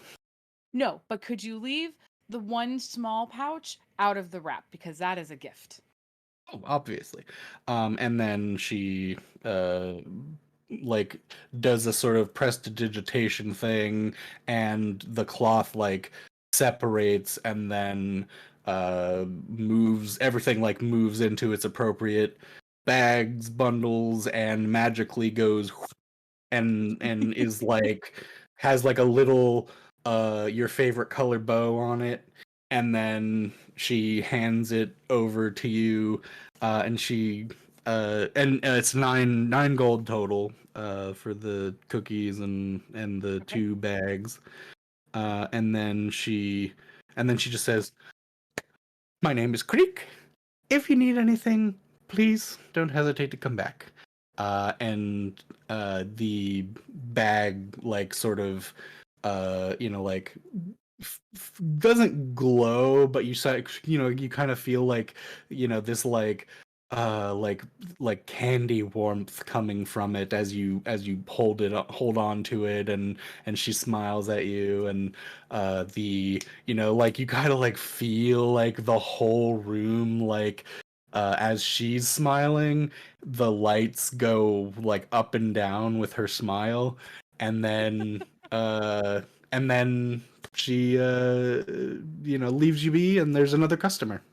She goes on to the next one, does sort of a similar, like, she's like, "Ooh, what would you like?" And then with her, like, she's doing like a, like, sort of like an inquisitive pose with one hand, and grabs from underneath the like, she's like, does like a magic trick underneath the cloak of the other person, and is already holding one of the balls, and pops it in their mouth, and they look like they're having a good time. And so, like, so she is doing work, right? Like, she's Right. doing her thing as you're leaving.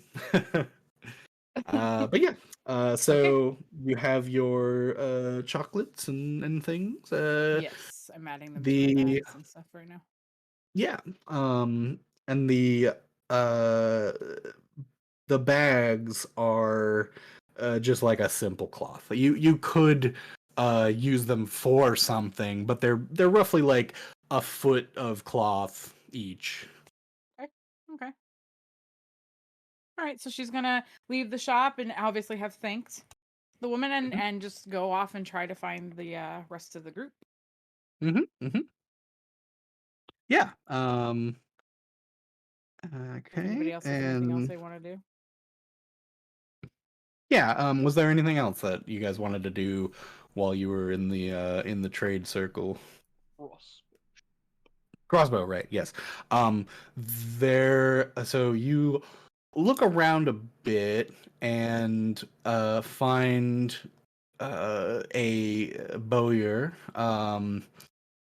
who is in the middle of stringing up a recurve, and looks over at you and finishes what he is doing, and sort of gruffly, "What can I get you?" Well, good sir, a light crossbow, if you might have.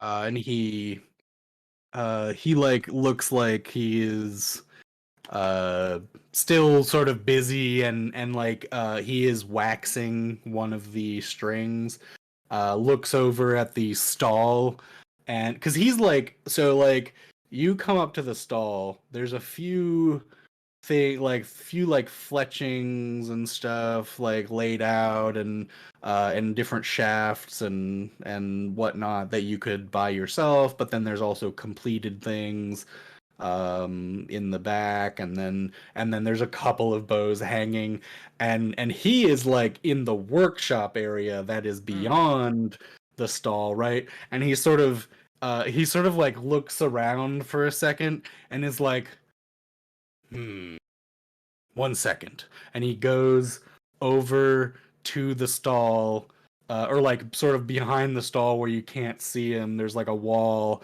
and he like uh goes and he like comes back, has a like a 10-foot pole, and he goes over to near where your stall is, near where the stall is, and you're sitting, and there's like a ceiling above you, and he pokes the ceiling, and you hear a like sort of somebody getting poked by the pole, and he's like, "I found you.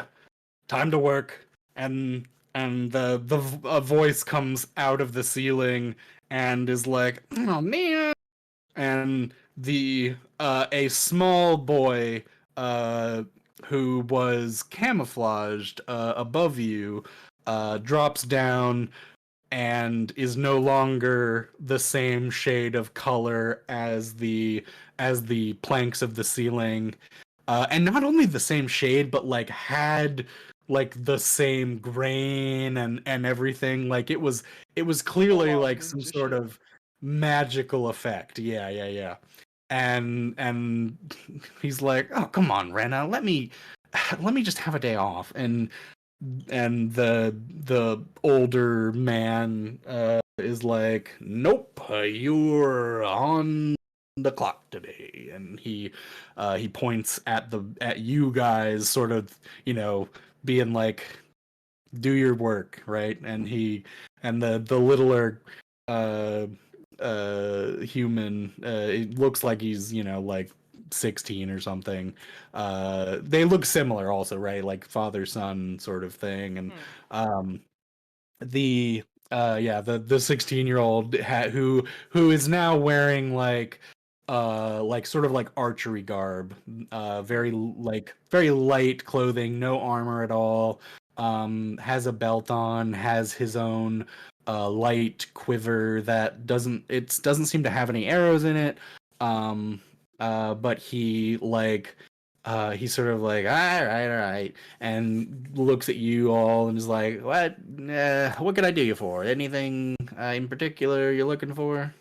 Oh, you said light crossbow, right? And he like reaches over to the wall, and there's a couple of like just regular things that you would find, and pulls it up, and is like, uh, all right, this is standard model. Anything you'd like us to do to it before we hand it over, or you just want the regular crossbow?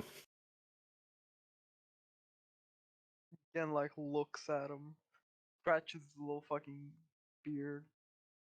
What can you do to it? Well, I could make it a shielded crossbow. I could maybe put like a little knife on the front. You could try and slice people as you're shooting. It's might has a chance that it might like break off. Because it's hard to, it's not the same as like a regular dagger. But it's viable. We've also got, we got things that can shoot 2 arrows at once. Perhaps it takes a little bit of skill to use, but you if you're gonna buy it, I'm not gonna question whether or not you can use it. We take the coin, you take the thing, right? And and he sort of like gestures at like this like fucking huge crossbow that looks like it was built for like maybe someone bigger than Mothim even, and like and he's like, "If you want to buy one, I'll give it to you. I'm not, like, it's your coin." And this thing is like taller than you Your are. ballista? Basically, yeah. It's like a handhold ballista, right? It looks like it would take maybe 2 people to even fire this thing, and and he's like, "Yeah, go for it." You know. But anyway, light crossbow's 25 gold. You want anything else with it? bolts. How much will there? Yeah, pack of bolts. I think 10 bolts is a gold, right? Or that was me talking, not him. Can't remember. Matt starting mixed Uh, accent. I am the people. Yeah, hive mind. One for 20. Yeah. So so he hands you like wooden, the wooden bolts over, and he's like, That's you 20 got arrows 20, per. 26, 20, yeah, 20 bolts per for the crossbow. Can I get another bag of them? Just in case. Sure. Yep. And he reaches down, grabs another 20 bolts, puts them on there. Yep. You're at 27 gold pieces. That will do mighty fine. Alrighty. 27, please. And he like puts his hand out, Grabs, pushes the grabs the stuff forward. money pouch. Mhm. Grabs out the coin. Places it neatly into his hand. All right. You've been a real help today, young man. I'm sure Yeah, your thanks. father's Appreciate very it. proud.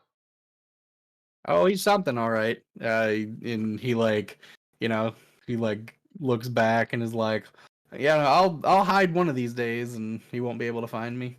And then and the old man rolls his eyes.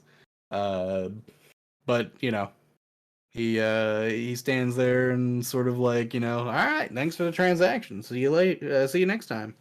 Yeah, I'll be sure to come back later. And like pats Sounds him on the great. head. Be good, old man. Sure. Take care of him. Don't let him escape your sight. He'll hide again, probably. That's the idea. And the kid is like already trying to sneak off. But yeah, so Yeah, and I you follow. guys move along, Unless and others need something from the store.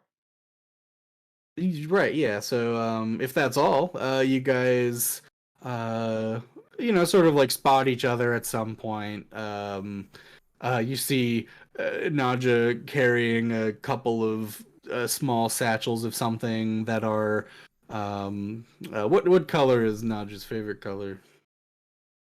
Yellow. Yellow. Okay, yeah. So it's like a very nice, sort of like lemony yellow bags that have like bits of like little candy images on them as she's walking up, and you see again as a new crossbow, and the four of you all meet together sort of somewhere in the middle of the uh, the the trade circle. There is a bit of a disturbance as you guys are walking around. I would like you all to make a perception check for me. You hear like a crash, and you look over in the direction of the crash, and it looks like I got a nat 20. you got a nat 20. Hell yeah. So Oh, so again, so on scare you see the most, obviously. So I'm gonna go sort of upwards of the things that you guys see. So Motham and Naja, you both see um the remnants of a cart that sort of like got toppled over somehow, and there's a man underneath it. And that's what you see. Again, you see not only the aforementioned thing, but you also see some sort of like black ichor looking thing slime its way into the cart before it disappears. And on scare, you not only do you see the black Icor, like sort of, it's like a, you see sort of like as it looks around for just like half a second, and you sort of know that it's looking around because there is this like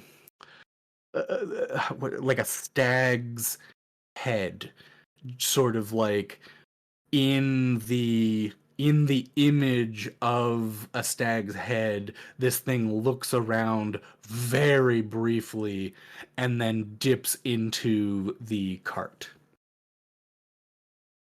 What do you guys do? Fuck is that? You say that. He points at did. the fucking. Fuck is that thing? I don't even know what that could be, but I'd say it's no good. Looks like a cart Think flipped it's over. trouble? Y'all didn't see the black gooish thing inside the cart? I think you've been staring at your maps too long. Nah, that's all. You saw it again. Yeah. Well, I mean, let's go help the guy get the cart Yeah. off him. Is the guy alive? The guy that got in the cart? Yeah. He's sort of like, Okay. help. So I'm gonna just I heard what the other two said about the black thing, right? But I didn't see it, so I'm just Right, kind of yeah. like gonna trot on over and I'm gonna run up to him and just kind of don't move and just try to lift the cart off him enough and then drag him out real quick or let him crawl out while I kind of lift it enough for him to get out. Careful, Sure. mate. Yeah, as you are doing that, you feel something tug very strongly on your ankle, and it trips you. You don't see what it was. It was too quick, but you are now on the ground, and sort of like looking in the direction of where you got tugged, and like it was something under the cart. It's no longer there, but you're now on the ground. The man is also no longer there. He got pulled away, and everyone behind you, who wasn't you, basically saw the man go, and he is now no longer under the cart, but somewhere like in the cart. You can't see him anymore, and you hear like a ah in the middle of the cart. I would like us all to roll initiative as you guys Oh, are going boy. to begin a fight. Oh, I can roll a real good initiative, but I sure can't roll anything else. I can't. Fuck.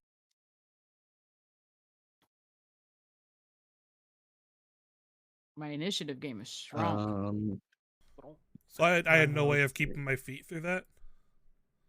Right, yeah, it was an attack roll. Oh, gotcha. Yeah, because I ran up to it, and gave it an opportunity or whatever it is. Mm-hmm. Yeah, that's unfortunate. I had a feeling something like that was gonna happen. But whatever. Yeah. Okay. I've got everybody's initiative, and then I'm gonna roll for. Wait, what's? Oh, Nodges. That's. I was like, which one is that? I mixed two of you up.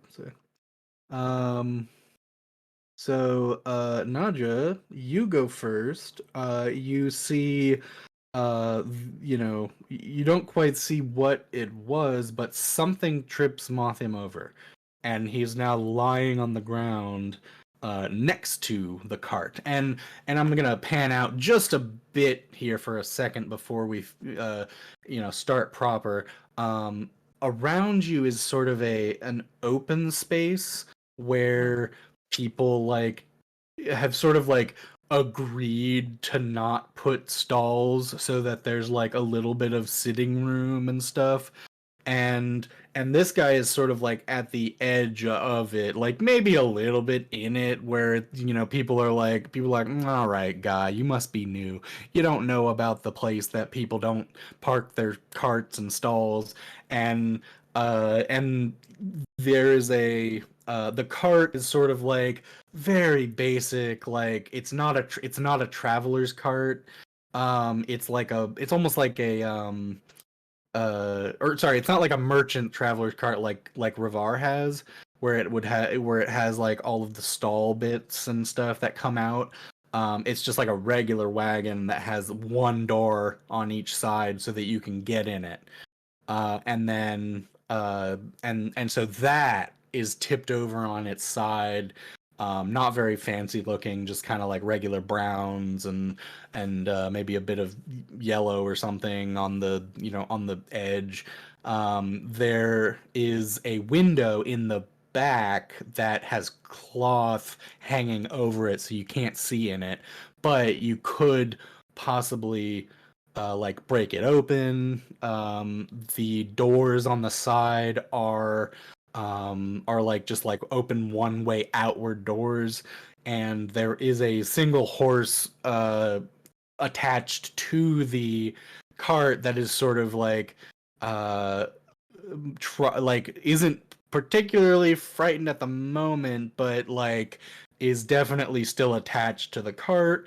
And then there are a few people watching, but maybe not helping, maybe like 30 or so feet outward from the cart, and you guys are about that distance starting out. Um, uh, but yeah, so with that sort of knowledge, what would you like to do, Nadja? I think my first thing I'm going to do, or my action, is going to be running up to Motham and trying to pull him back a little bit away from the cart, because he's Okay. next to the cart, correct? Yeah. So I'm gonna want to try. Like, Right. I know he can get up on his own, but I want to pull him away from the cart before the thing gets him. Okay. I will let you use your movement and then your action as a dash to try and Sure. pull. So give me a how heavy is Mothim, Max? I have no idea. I mean, he's like 6'5", wearing or taller. He never gave an actual height because he's never measured himself. Right. I mean, he's like almost 7 Sure. feet tall, Yeah. wearing chain mail with 2 weapons, a shield, a backpack. I mean, he probably weighs 400 pounds. He's a heavy He's a guy. hefty dude. He's Or a hefty more? dude. I want to Yeah. say like He's all at least muscle. I mean, he's a Goliath. 300. Yeah. At least 300, I think right? he's 300. His gear is probably Right. That's what I mean. Is like 100 at pounds. least 300 and then more. So if you want to move him, you're gonna have to roll real high on a strength check. But I will give you this: your character and you now know that. So maybe that isn't the best course of action. She could help me get up, though. Yes, you can help him get up by So- like defending and sort of like allowing him the ability to stand up a lot easier. Okay, then I'll do that. So it's like while she's Okay. pulling, it's Yeah. almost like lifting me up while I'm standing, kind of thing. Yeah. All right, describe your run up and you're pulling your weapon. So she's going to drop her things, but in a way that it's out of the way. So like she's not going to obviously lose her items or anything like that. So she's like Mhm. kind of getting them out of the way. And then she's going to kind of dart dash. So she's going to be kind of semi hunched over, as she would do like in a hunting prey scenario sort of thing. She would kind of, real quick stealth, obviously not stealth in the sense that she's not going to be seen, but like almost like it's like she's just going at him, and she's going very intentional. right, and very intentionally trying to, and she's gonna stick her hands up under him and let him brace himself maybe on her frame so he can get himself up, while she's grappling to help him pick himself up, because she doesn't want him to be pulled under the cart and disappear. I totally agree. All right, yeah. Try. And that's just the help action. So you take your Yes. turn to give Mothin the help action, and it would be then on Scare's turn. Yeah. So what would on Scare do? Well, I don't think shooting or Excuse me. attacking with ranged weapons is really going to do much of anything at the moment, or be helpful anyway. So Onskar is going to also charge forward, drawing out his shield and mace to be ready to defend. He's going to get in between Nadia and the cart. So kind of to the side of Motham on the ground. Just kind of prepared to defend or attack anything that comes out of the cart while they're getting up. Right. Sweet. Yeah. So you sort of like ready in action if anything comes your way to like smack it with a hand or with your mace. Okay. Right as you sort of get into position, you see, and you're sort of like ready for it because you're like already looking into the cart, sort of, right? You know what is there, Yeah, and what, and yeah, there's something weird and it's not natural, and then suddenly bursting out of the back window is just this like gross amalgamation of like sort of like the stag head, and also maybe like some foxtail and a bit of like a badger leg or something. Like it just sort of like all flies at you in a bulge, and it's trying to like hit you. But you are ready for it, so I'm gonna let you give it an attack before it does anything. So you know it starts coming at you, and you slam your mace down on it. Go ahead and roll your attack. So do I do the hit die first and then damage, or am I just correct? Yes. Okay. That's shitty. Oof. Yeah. So you try and hit it. It sort of like is a bit too fast and bounces off your shield as you have it, already readied and up. So you both sort of exchange a blow, but nothing happens. And the like blackness with all of the animal parts sort of like sucks back into the cart, and you also notice that like it took the window back inward with it. Like it's trying to put the window back in place, and it did so pretty good. Like you could you'll have to break the window again in order to get at it. Sort of like a turtle going back into its shell. It has like defended itself successfully already by moving backwards into the cart. And then it is now again, you are up.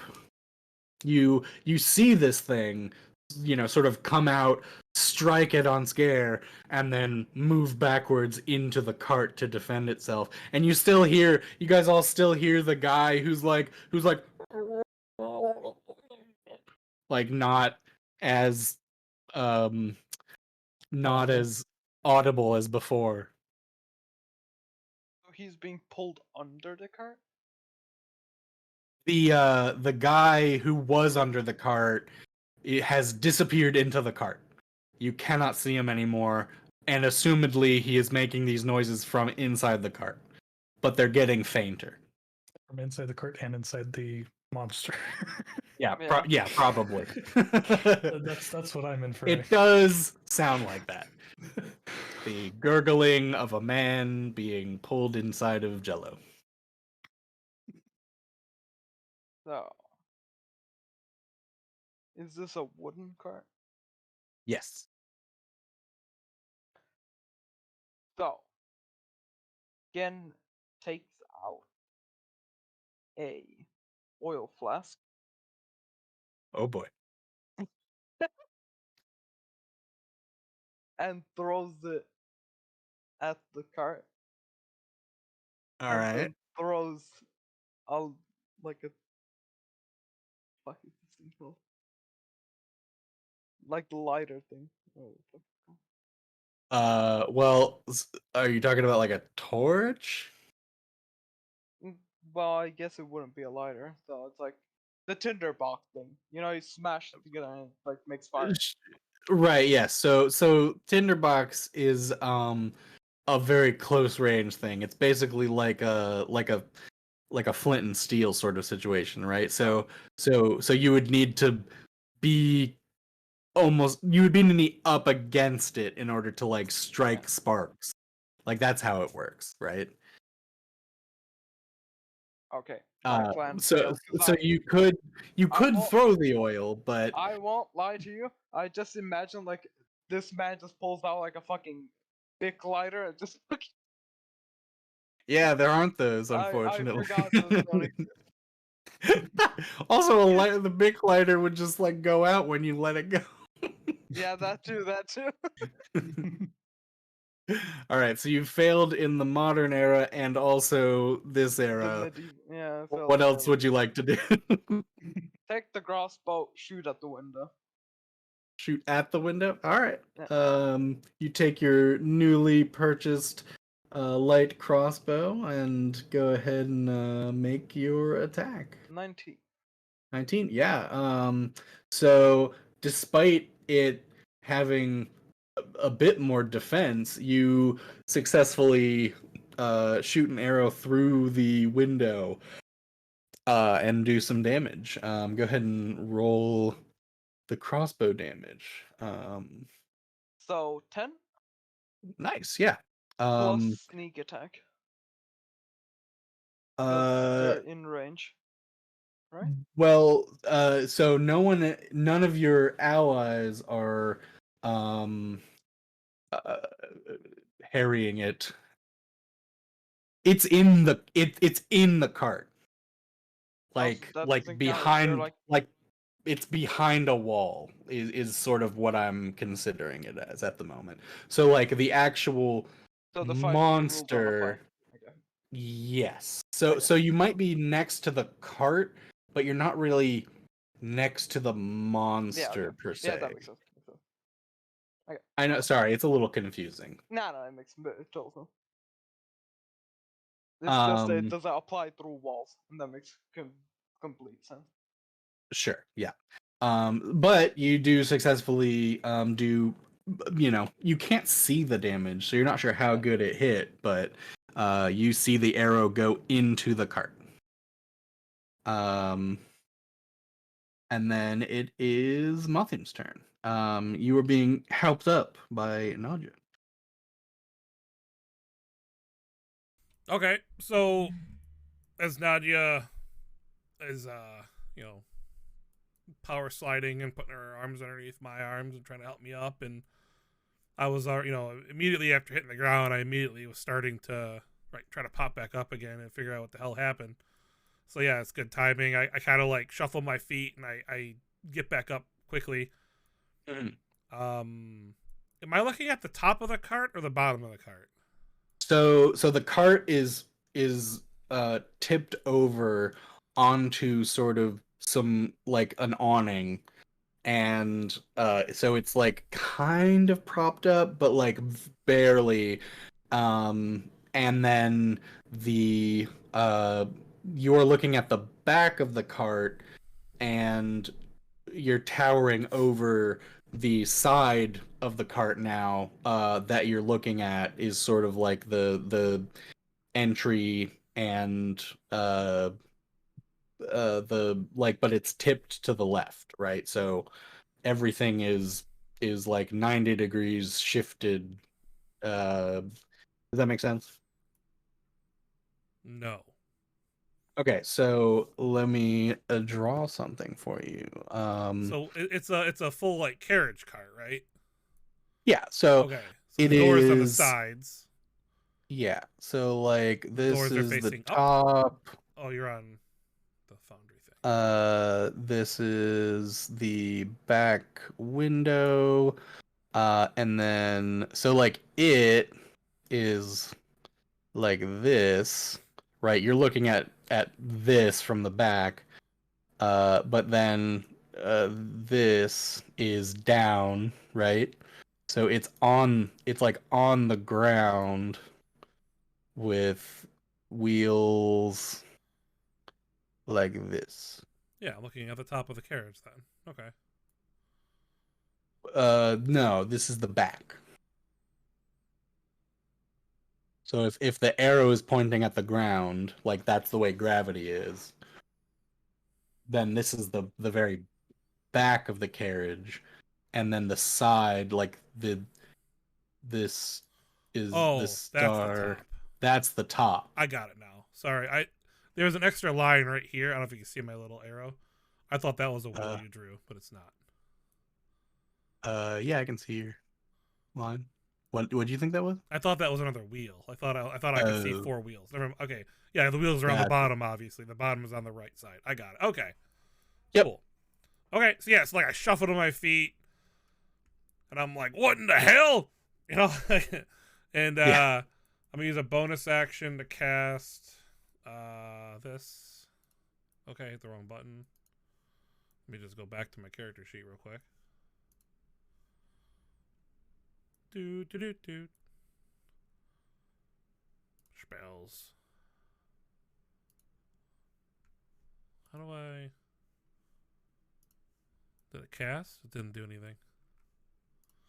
I'll tell you what it is. I'm going to use Divine Favor. It's a bonus action. I'm going to cast it on myself because it's a self spell. Yeah.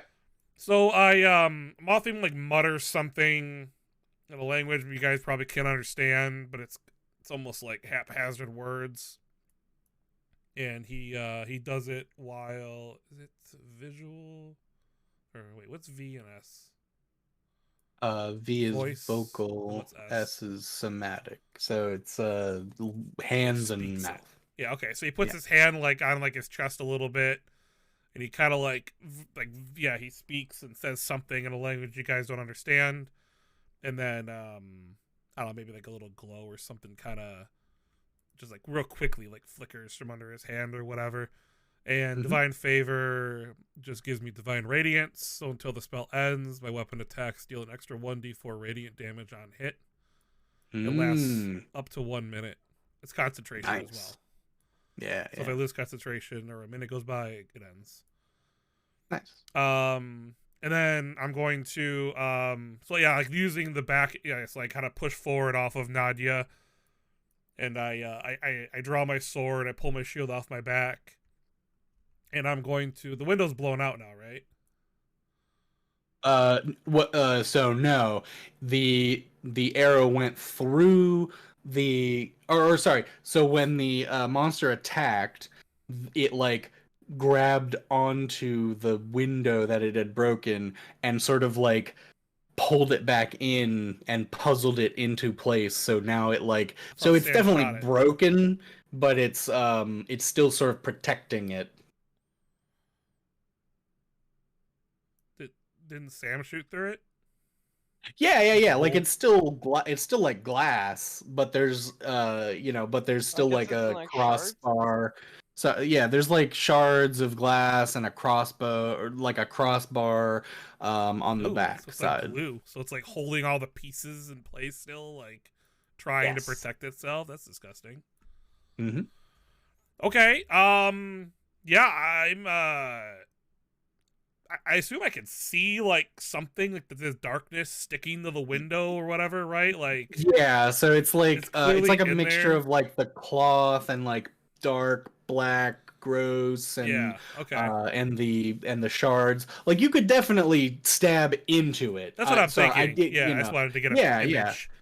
Yeah. So can I tell is the screaming coming from the left side, looking at it, the right side? Oh no, it is Can't directly tell. in the cart. Fucking It's shit. like the guy is in the cart with it.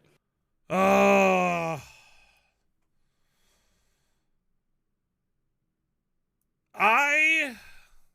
Fuck.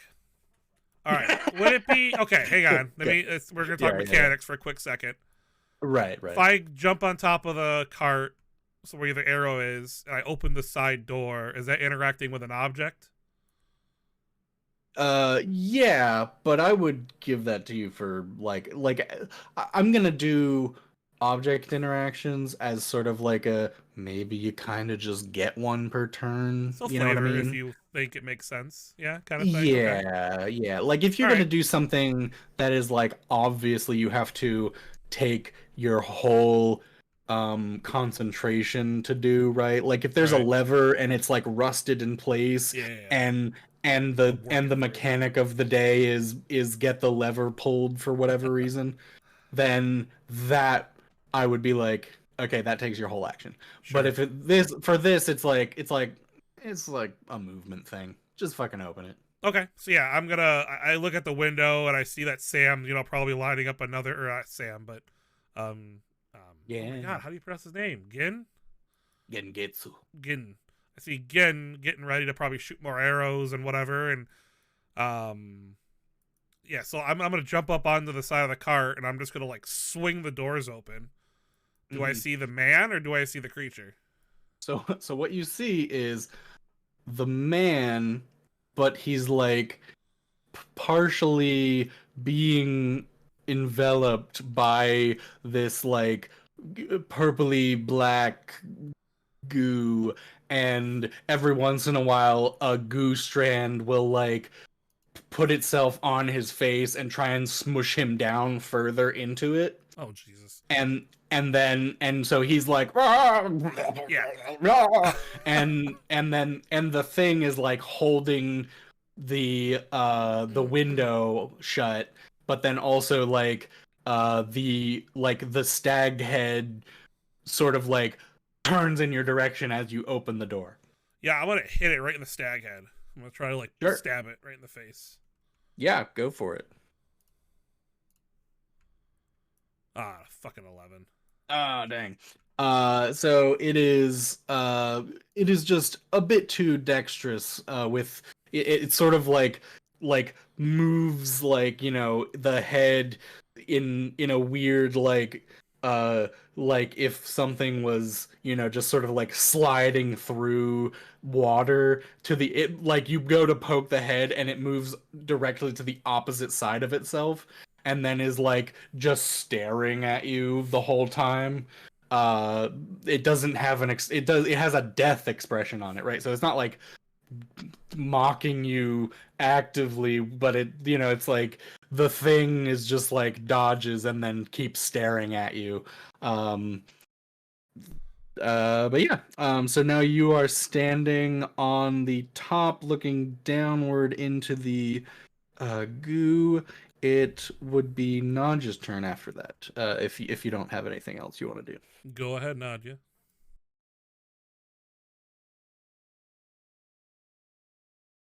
You're muted if you're talking. No, I'm talking. Am I still muted? Yes, You're good you now. are. Okay, I was like, what do you mean? And the glass is still intact, you said, right? It's shattered, but it's intact. Yeah, it's shattered, but it's like trying to use it as sort of a shield. It's okay, but I can shoot at it with You my could bow, you yes? could shoot through it. Yeah. It has Yeah, okay. higher AC if you try and shoot through there. Okay. I am going to attempt to shoot through the glass while also taking a few steps back. So I guess, movement back. Yeah, so maybe like 10 Yeah. feet back and then okay, Yeah. sure. and then, I'll and take a shot then at it. okay, so the go ahead and roll your attack. Monster. Nice. 25. Yeah, that'll definitely hit. Go ahead and Amazing roll work. damage. Rolls a 25. Jesus. You're amazing. Yeah. Nice. Nine will be good. So from Mothium's perspective, another arrow comes through and smacks the head of the stag right, like in its ear, and you look over and see Nadia like in her post shooting stance, looking directly at the window, and there's now like several holes in the back window from which there were arrows and bolts going through. Did you want to do anything else, Nadja? Mm, No, I already used my movement because the only other bonus action I get is to use my two-handed. So I could Okay. theoretically use my daggers, but I already used my action to move, so I'm good. Sure. Yeah. Okay. And then it is Unscared's turn. The creature is in the cart in front of you, and your friends are shooting arrows into the back window. What would you like to do? So I'd assume that there's not enough hole space in the window for me to be able to get my hand in there. Would there? No, not at Okay. this point. You would need to like punch through the window, but also it's sort of the creature itself that you would be punching Sticking your at hand that into. point. Yeah. Oh, okay. So the reason I asked is because I was going to see about using inflict wounds, like shielding my I mace, see. and then Come on up with doing me, inflict man. wounds. Yeah, you could try No. and so you have to touch it, right? Yeah, it's a touch. Mhm. Yeah. If you want to punch through the window in order to do an inflict wound spell, I will allow it. I'd prefer just to smack the window and it. Mm-hmm. By So you connecting. can't touch it without so I'm meaning like to use my mace. I Like, see. yeah, Yes. just smash at the window where it is instead of. Right. But Yeah. would that still count as the touch? Would No, it it go would be through? to inflict wounds. This would just be to Okay. attack with a mace. Yeah, you could Okay. just attack with the mace. That would be much better at opening the window. Yeah, that was my thought for process. for next time. Yeah. Yes. Yeah. Go ahead. Yeah. Go ahead and do that. Cool. 14 for the hit. Yeah. That'll just hit. So, the the window and like the creature kind of like pulls back a little as you rend a bit of it using the glass shards, and it is now not holding on to the window, and basically the whole window is now sucked into the ooze itself, and you can and you're looking inward into the scene that is in there, which is the guy and the ooze and the ooze, just to clarify, like kind of like takes up like almost half of this cart.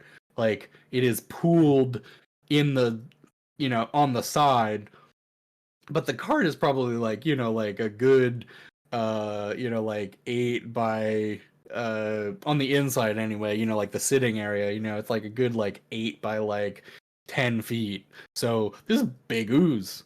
Yeah. And then the did you want to like move or anything on your turn, So I or do anything else? Yeah, I smash the window and then step just to the side so that it's still visible to be shot through. Sure. So Yeah. I'm not blocking or getting shot myself. Good. Oh, you don't want to get shot by Genrai? Well, that's Nah. unfortunate. Nah. Unfortunate. Yeah. So the creature sort of like retreats a little downward into the the bottom uh, uh of the cart, and it's trying to move in such a way that it gets away from the window, so it's a little bit harder to see from the window now. as it is like it's now sort of like doing this thing where it here I'll draw it on the thing, right? Like so it's kind of like pooling itself on this side of the cart. And would we be able to see those movements through the little window? Like, see Yeah, you go can through the right- definitely see it. It's just like if you're the farther away you are, the harder it will be to shoot, but and you'll have to move to like a specific place, right? Like you'll need to be like over here in order to shoot rather than like just you were able to see it from anywhere. Well, obviously this is up to them, but my thinking was like, and I assume it would be even more AC for the ooze, but just trying to blindly shoot through the wood at it. Oh, sure, yeah. Yeah, that might work, but it would probably get like a AC bonus or something. Yeah, that was that was Ansgar's turn. So the monster does this, sort of like does this like move to the side, and then it is going to use one of its things to try and pull the guy downward that it already has, which you can now see Mothim especially. This guy is struggling, and oh yeah, he looks like he's basically like just a face in the goo now. And like his arms come up every once in a while to try and like move like bits of it off of his face so he can breathe, but he is having a rough time. And then the other thing that the monster does is it like searches around the cart for something to throw, and it finds a bit of wood that is broken, and it throws it at Mothim, but it just sails wide. Like doesn't even look like it was very powerful of a throw, and goes over your shoulder and like almost like 20 feet away, like in near the crowd. Nothing doesn't even And react. then Just sits by. yeah, it just happens, and then you like, oh. Yeah, that's right. It just it's like zips by and just like it throws shit. I yell out, it throws shit. Like letting people know. And then the monster sort of like squishes into the corner. It is now Gen's turn. So it's no longer visible in the window from like straight on where you are. I move You to the can place where it is good to shoot. Yeah, so you can move. You'll have to move up and like sort of angle yourself in order to shoot in there, but it's still gonna have like half cover because it's hard to shoot in there. So but yeah, you can take that shot.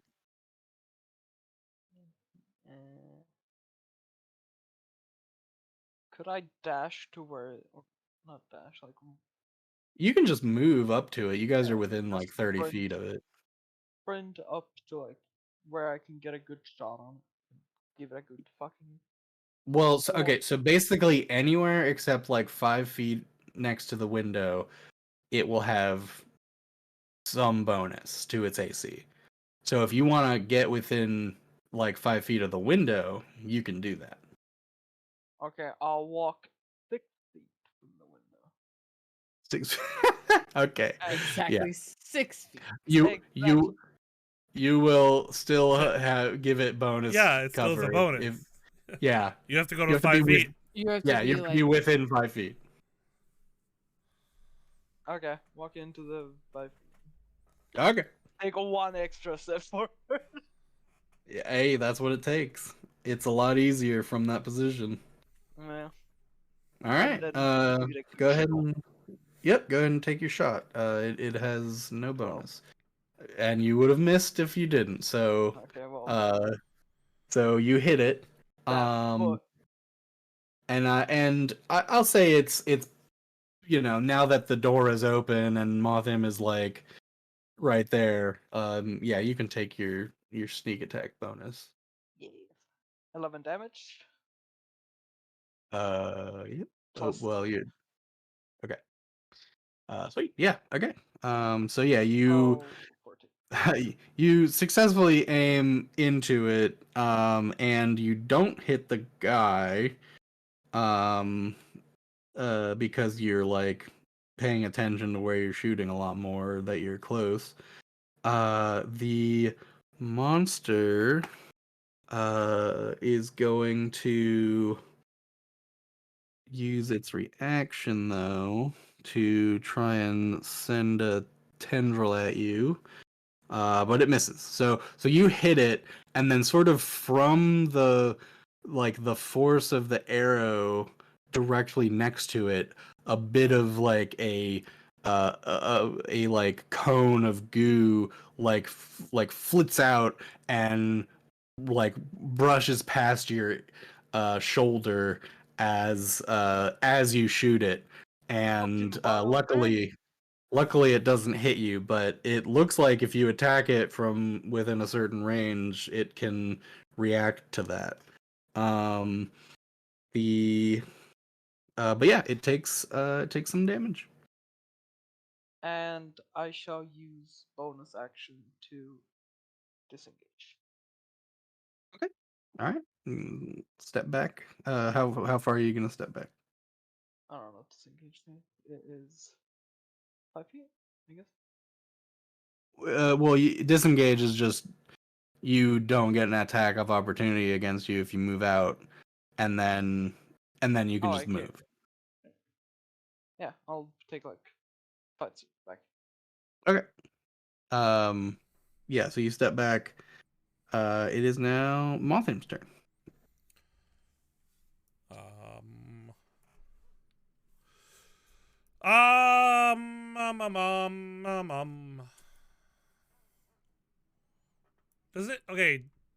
Do I get the sense I can pull this guy out, or does this goo thing look like it's like super glue? It looks like it's strong, but not like it looks like he is pulling himself out a little every time that he it's like maybe his turn or whatever, but but he's just having a hard time by himself. And I get the opinion that within the next minute he'll probably drown in goo. Yeah. So. If he like keeps being unsuccessful at going deeper into the goo. Yeah. What would it be for me to try to pull him out? A bonus action or an action? An action. Yeah. So like he'll yeah, like you could maybe like be available to help him as a bonus action, but but I'll use his strength instead of yours, and he'll get an advantage. That's kind of what I was thinking. I was trying to think if like I could swing an attack, and then kind of like hold my shield like close to him and grab on if you can, kind of thing. Yeah, I'll let you do that. Sure. Yeah, I figured like in combat, I'm kind of like trying to defend myself, but also give him a way out if he can grab it. Yeah, so and he's not like completely gone yet, so yeah, okay, we'll do that for now then, just to see if he can grab on, and if he can, yeah, we'll go that route. Okay, cool. So I'll be giving him advantage. Me attack. Are you gonna like jump into the cart with him? Yeah, do I have room for that? You said it's on half the cart, right?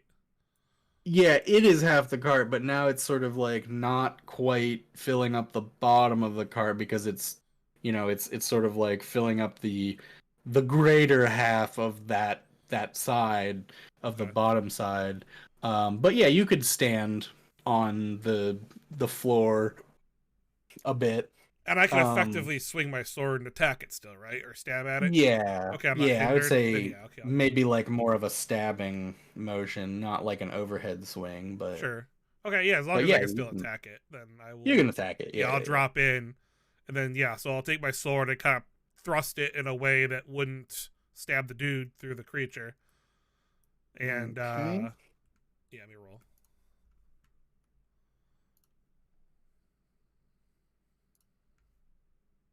Son of a bitch.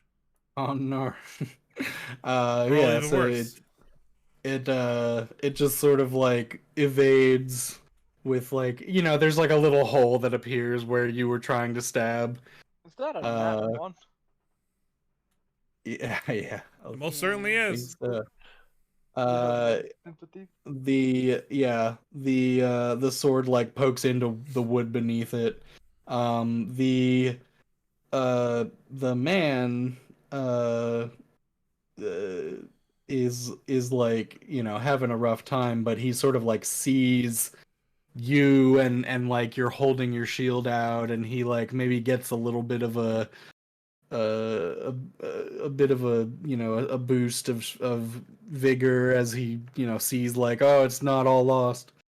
um he is going to roll with advantage. Well, he doesn't fail, so that's good. He like kind of pushes himself out a little bit, grabs your shield, but the like tendrils of the goo are like holding on to his shoulders and like trying to pull him into the goo even further, so it's this like, epic struggle with him and the goo, and you're like standing there with your shield out, and now he's holding on to the shield. And next turn you can probably like, use a bonus action to pull because he's already holding on to it. Okay, cool.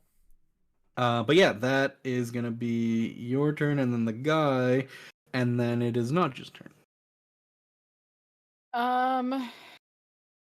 Okay, so can I get closer Mhm. or enough to where I can shoot into the goo? It's okay, so like if I, and maybe you specified this and I got lost in all of it, but if I shoot into the goo, will Mhm. that help separate the guy from the goo? Yeah, it like generally doing damage seems to be distracting the goo in general, but Okay. yeah, but it's sort of like a separate thing because like the goo is so big, Right. it's taking damage in one place, but like it still has 90% of the rest of its body doing something else that it's kind of more focused on, I guess. Okay. So I'm just going to get closer to it, obviously, to where I can see in and shoot at, but I'm gonna kind of shoot at the goo, not specifically at the guy or close to the guy, but maybe like into the goo just as a general, Yeah. All right. you know, as a Yeah. Are distraction, and I'll you? use just my Oh, yeah. longbow. Longbow. Okay. Yeah. Are you gonna get within 5 feet or Yeah, I just would say beyond? I'd get within 5 feet. I'd get pretty Okay. close. Cool. Sure. Yeah. Go ahead and Uh, roll. Nice. Yeah. Definitely hits. Go ahead and roll the damage. nah, poop. Not enough damage. Ooh, Ooh, little bit ooh, of damage. little bit of damage. Yeah. But that was enough. So it doesn't look like it is dead, but there is a moment where Naj's arrow flies into the goo, and yep, that's enough. So your arrow flies into the goo, and then uh, Montham, you sort of like feel the cart like rattling, and you all see you see the goo sort of like shaking, and it's grabbing this guy like furiously, and then suddenly it splits, and there are now two half-sized goos.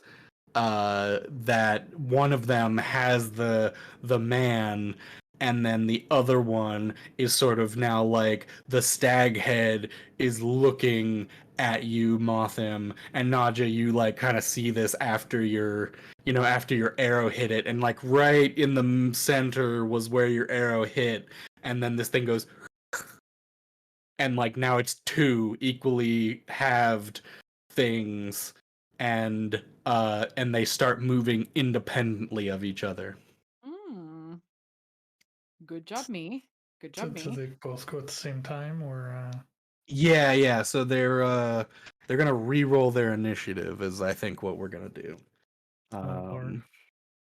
So let me see here. So I will know how much stunned they are, and you guys will not at the moment. Good job, Austin. Now he's re-rolling initiative. All right, so Amazing.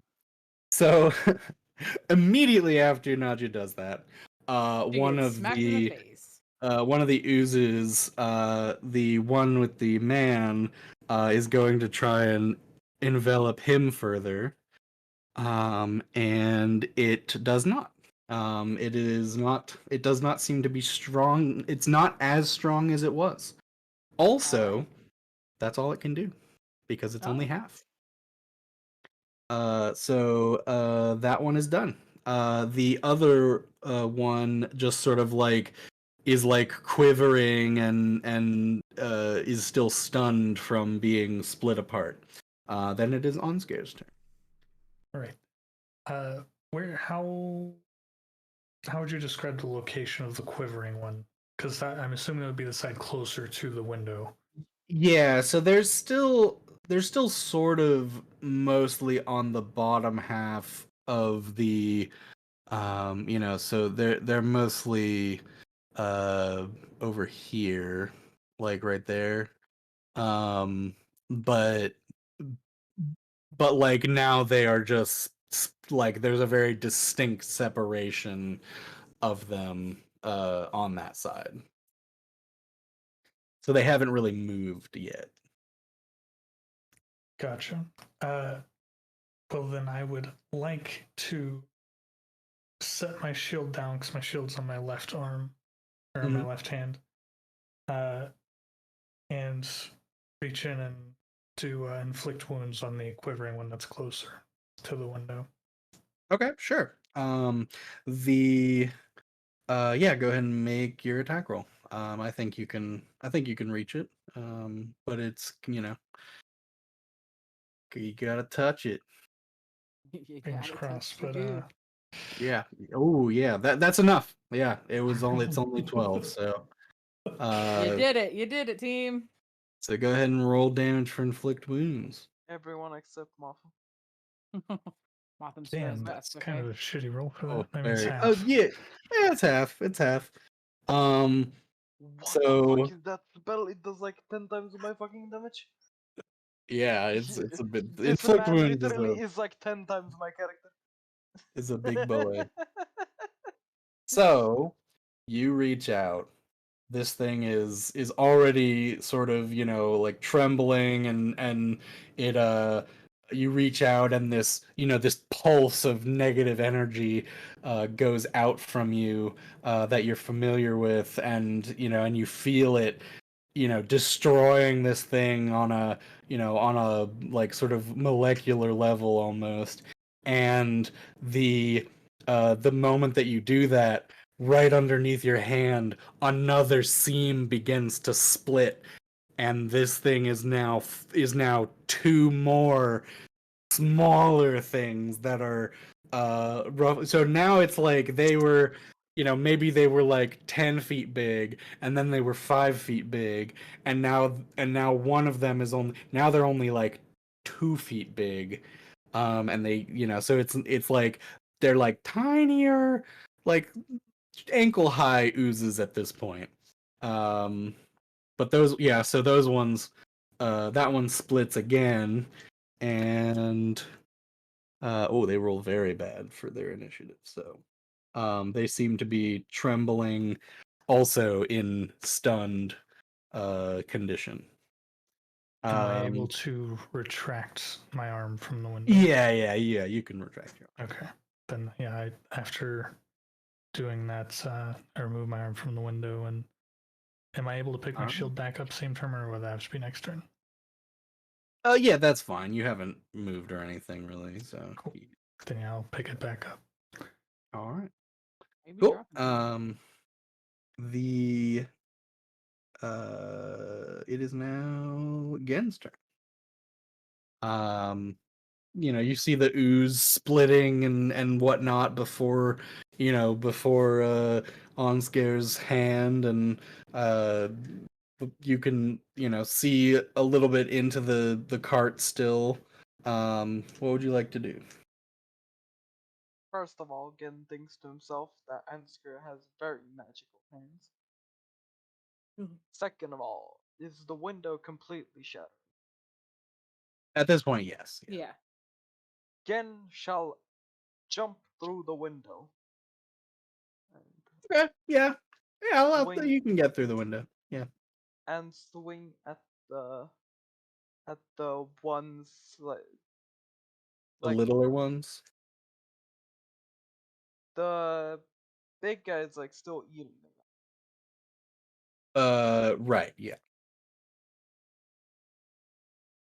Could I like try to slice parts of it off so it doesn't hit the guy in the fucking back of the head? Like try to cut it in.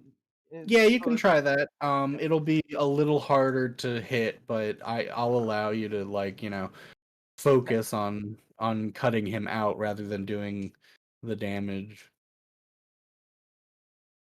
Yeah, but just hit so I don't fucking stab him. Yeah, I think he's asking to still attack and do damage, just avoid hitting. Attack, just don't kill the fucking guy.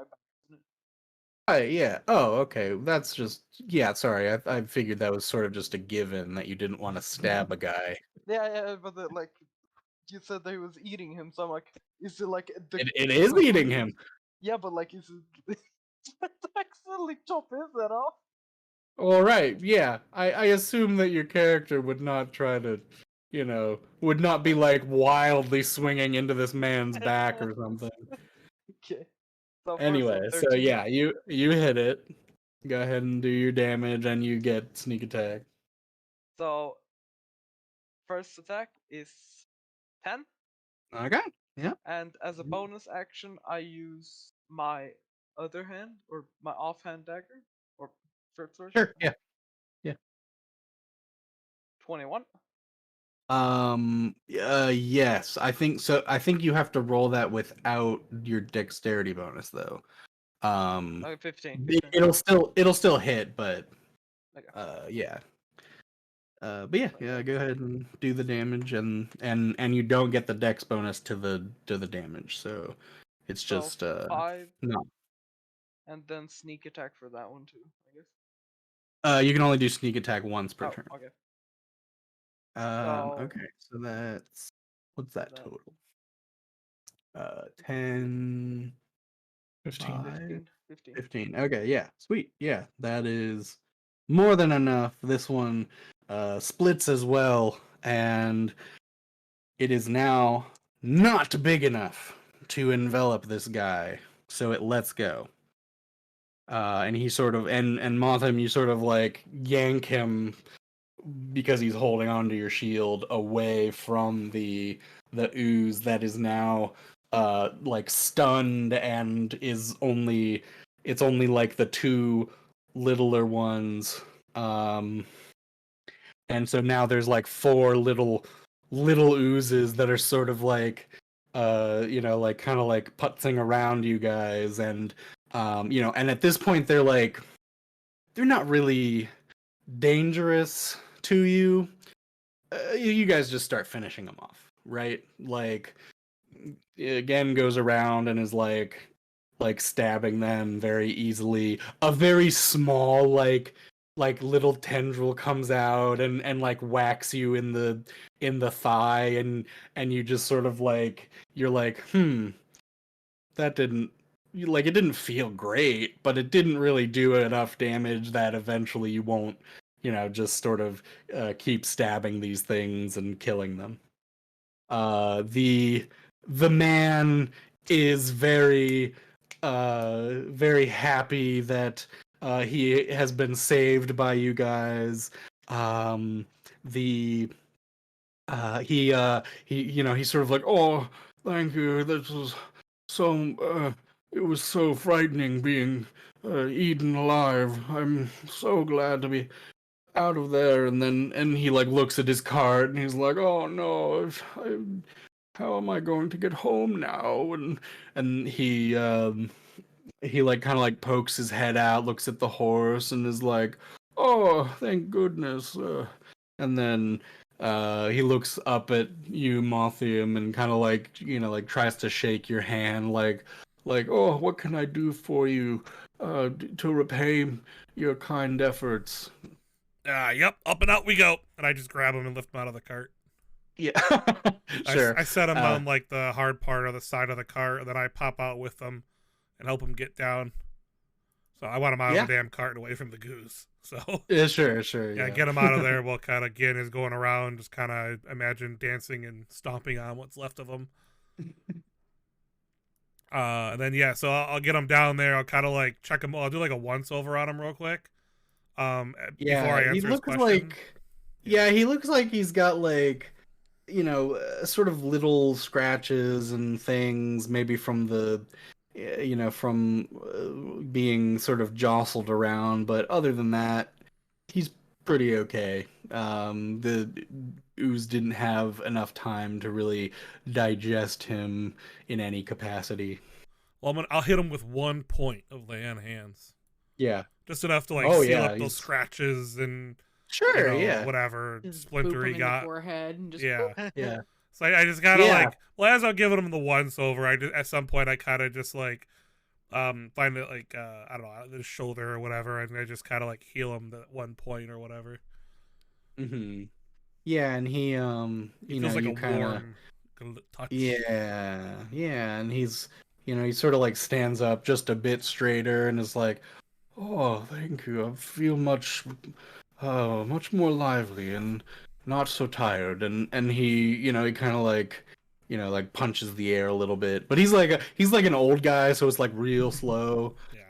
And he goes over to the horse and gives it a carrot out of his pocket, and the horse is like has no fucking idea what was going on, just like staring forward, not caring about anything. The cart is still knocked over, but the oozes are all being dispatched, and it's a bit messy. There's like black inkish sort of bits all over the place, and a little bit of there's a hole in the bottom of the cart that seemingly the ooze got in through before, and then and then everything tipped over, but other than that, nothing to indicate like where it came from, or like how this like happened immediately available. Anybody can like do an investigation, perhaps, see if you can find something, but like those are the things that you notice right away. I'll roll an investigation. Okay. Yeah, I wasn't gonna bother. I suck at finding anything. There's all got a 21. Oh, nice. So you're stomping around. You and the first thing you notice is that the like bits of animal are sort of like being almost exercised as you kill these things as well, and finally you find the last bit of like a 1 foot ooze that has the stag head, sort of like it can't move because it's so big, and and you go to like stab it, and it's staring at you, and all of the parts, as you finish them off, they sort of like spirit dust away, and you notice the spirit dust sort of like being caught by the wind and then heading towards the forest, because you're like directly looking at it as it goes away. um and then the oozes are all finished, and they like are pooling and uh into nothingness after that. But that's really the only other thing that you do notice, other than the stuff that I already mentioned. Is there any belongings of the man in the cart? Well, yeah, it's his cart, so Do you all see? of it is his. So what do I see? So within the cart there are, it's basically like a very small sitting space with like maybe a few pillows, and like it's a travel cart, but it's not a living cart. Mm. And so like there are a couple of shelves for like to put up your coat or something, or but like really it's like just like two comfy seats and Nothing to take. some like storage area. Yeah, well, there is sorry, there is uh like clothing, but it's like a cloak and maybe a jacket or something, and then there would be probably like an extra set of weather boots, like if it was raining out, there are boots that this guy would put on rather than his like sort of fancier thing. Yeah. But really, other than that, Nothing after else. look like with your investigation, there's nothing on it. And you did notice before there's a um he did say that he was traveling, like he's not at home, right? So it's but he was going to go home, so he is somewhere outside of home range, but within going back home range, right? So there's no reason for him to carry stuff with him, other than what he maybe was trading or something, but he seems to be done with that. Yep. So I bounce up the cart. All right. And Mothim, you're sort of finishing checking over the man, and um, he looks up at you, thanks you, and he looks over at the card, and he's like, "Oh, how am I gonna get this thing back up on its wheels?" And he sort of like goes over and checks it, and it's like, there's a big hole in it. Like he's trying to like do like he is now doing like his own like, oh, I gotta get this fixed type stuff. And he he does reach into his he's wearing like sort of a leather vest, and like nice pants that are sort of like a blue color, like a darker blue color, and the leather vest is over top of a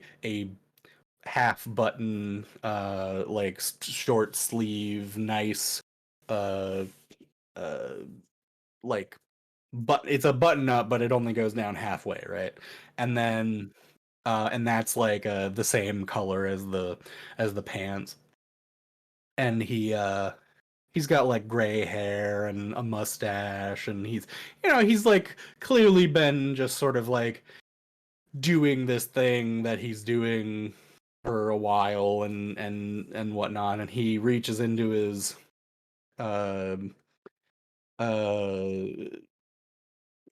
vest, and he is pulls out like what looks like a business card, and he goes, I'm Tremin, and this is my uh, uh, what I do. And he sort of like you sort of see on the card a bit of like gold gears that are spinning, and the gears are spinning and spinning, and then when you take it, it they lock up, and then sort of like there's an arrow on the card that like begins to point in a direction, and he says, I am sort of a tinkerer of sorts, and I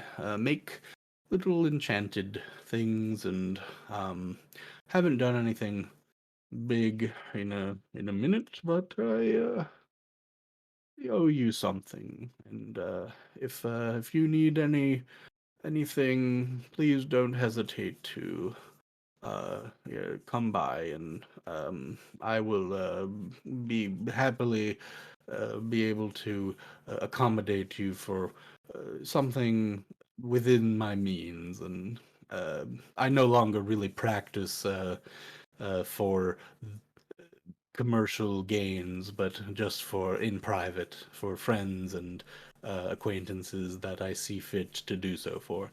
Um, Yeah, and yeah, go there ahead. is one thing that I think maybe you could help me with. I am looking for an item that will help protect me when I'm in the forest. Something to either ward off evil Hmm. or hide me from some of the more uh, unseen effects of being in the forest. I see you are a hedge runner. Uh, let me see. Something to ward.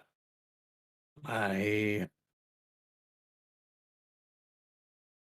I think I might have something in mind. It will take me a bit of doing, but could. I would love to perhaps get into a little bit something more lively. You've this day has made me realize that I'm missing out on a few things that I used to do, maybe even just for fun. And um, yes, let me. Where are you staying? I will get back to you in a couple of days. I point at the tavern. I forgot the name of it. Yes. It is the Princess's Hoof. Well, it did start with a P. I had P in my head too. It was like the something. All right. So yeah. So I kind of point over it and yeah, tell him the name, and I say we'll be there. Uh, We'll all be there for the foreseeable future. Yeah, just kind of let him know.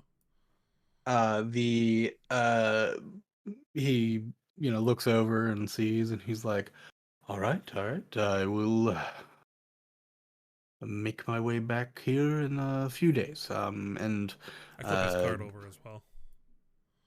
oh yeah, sure. Yeah. It's not like particularly heavy. It's just on its side. Yeah. And it is now righted, and he looks at it and is like, thank you again. And I will hopefully return here with something you might find interesting. And he like rubs his hands together, sort of like thinking to himself as he walks back to his cart, maybe with like a bit of a glint in his eye that uh you know that you sort of like you haven't really seen before, but like you kind of recognize as like that, like that like sort of like spark of genius that you know he must have for being some sort of a tinkerer for years and years, that people still want to make things for them or whatever. Yeah, I slide his business card into like I don't know, in my pocket somewhere, and then I Mhm. I kind of take my fist and I kind of hit the side of the cart, and I'm like, get out. Just comes flying out the fucking top of it. Oh wait, yeah. Yeah. What you need, boss? I think the old man's heading off. Didn't want you getting caught in there. Oh fuck. Wouldn't be good. Would it? Treasure. Also, Uh, you didn't take anything, did you? And I kind of like say it a little bit quieter. So I kind of like hushed, quiet, like say it to you. mhm. No, sir. Nothing. There was nothing of value. I tried. Oh, okay. Well, thank goodness for that. I say. I kind of look at the old man, and I'm like, Sorry, thief behavior. yeah. And then Was I, born a cunt. That's good. Yeah. So he, Drummond sort of goes off, and you see now the cart, like, is sort of, now that it's on its righted up, the other side of the cart, has this sort of awning on it that is, a little bit longer than on this side, but there's like there's no like shop window really, and but there's like what looks like a sort of a spring on that side that is holding the that is holding it up, so it's like that's weird, like something else goes on there, but you're not, he isn't gonna do it, but there's a Ooh, something excuse to me. the cart that is more than it is. That's what you meant by awning. I was like, how is the Mhm. cart on top of a building? I didn't understand that description. Oh. And I used your picture as like an The actual awning reference, of and I'm the like, cart. I never understood what the awning was until now. Now you described it, and I'm like, oh, Yeah, it was on the other side of the cart. That's what you meant. Like the cart Yep. flipped over on an awning, and I'm like, did it get launched in the air? I Yeah. don't understand. Like, what happened? That's funny. All right. Anyway, The cart. Yeah. now I get it. That's funny. Yeah. So you guys gather your things, and and also, just to be, just to sort of point out, like, you guys are standing maybe like 500 feet away from the wizard tower now, and it's this like long, smooth, like, has bits of windows, but they're like way too high up for anyone to get in, and there's no door on the bottom, and there's sort of like a nice garden, maybe like that extends like 50 feet out, almost like a park maybe, and and people are like hanging out near there. There's some wizards that are like flying around near there, and every once in a while someone like sort of like phases through a window or something that was closed, and they come out, and like there's activity going on in the first like maybe 3 floors, but then like above that there's like nothing really going on, and it goes up 9 floors high, and it's like clearly the tallest thing in the in the town, and um and you all see Rivar sort of like looking, you're looking toward the tower, and you see his cart, and it is like kind of parked over there. And you see him sort of talking to a tall, what looks like a it's sort of like an elf, but also has like these long like satyr legs that look like they're from like a moose, and he is sort of like tall and slender, but then his thighs are just like ridiculously huge for his for his body, and he's wearing and he's wearing like a very nice elegant robe, and he's got little like sort of like little antler nubs, and but yeah, so Rivar seems to be talking to his contact, and I think that's where we're gonna end for the evening. All right. Sounds good. But yeah, Okay. so you guys successfully defeated the sort of strange forest ooze, although maybe not all of you know that it is come from the forest, perhaps. Strange forest And ooze. the that might be something you guys talk about with again All right, everybody, we're in gonna the end the next stream one. here. But Appreciate you guys who came made by to a say hi. friend, and Enjoy the rest of your evening. Thank you very much. Bye.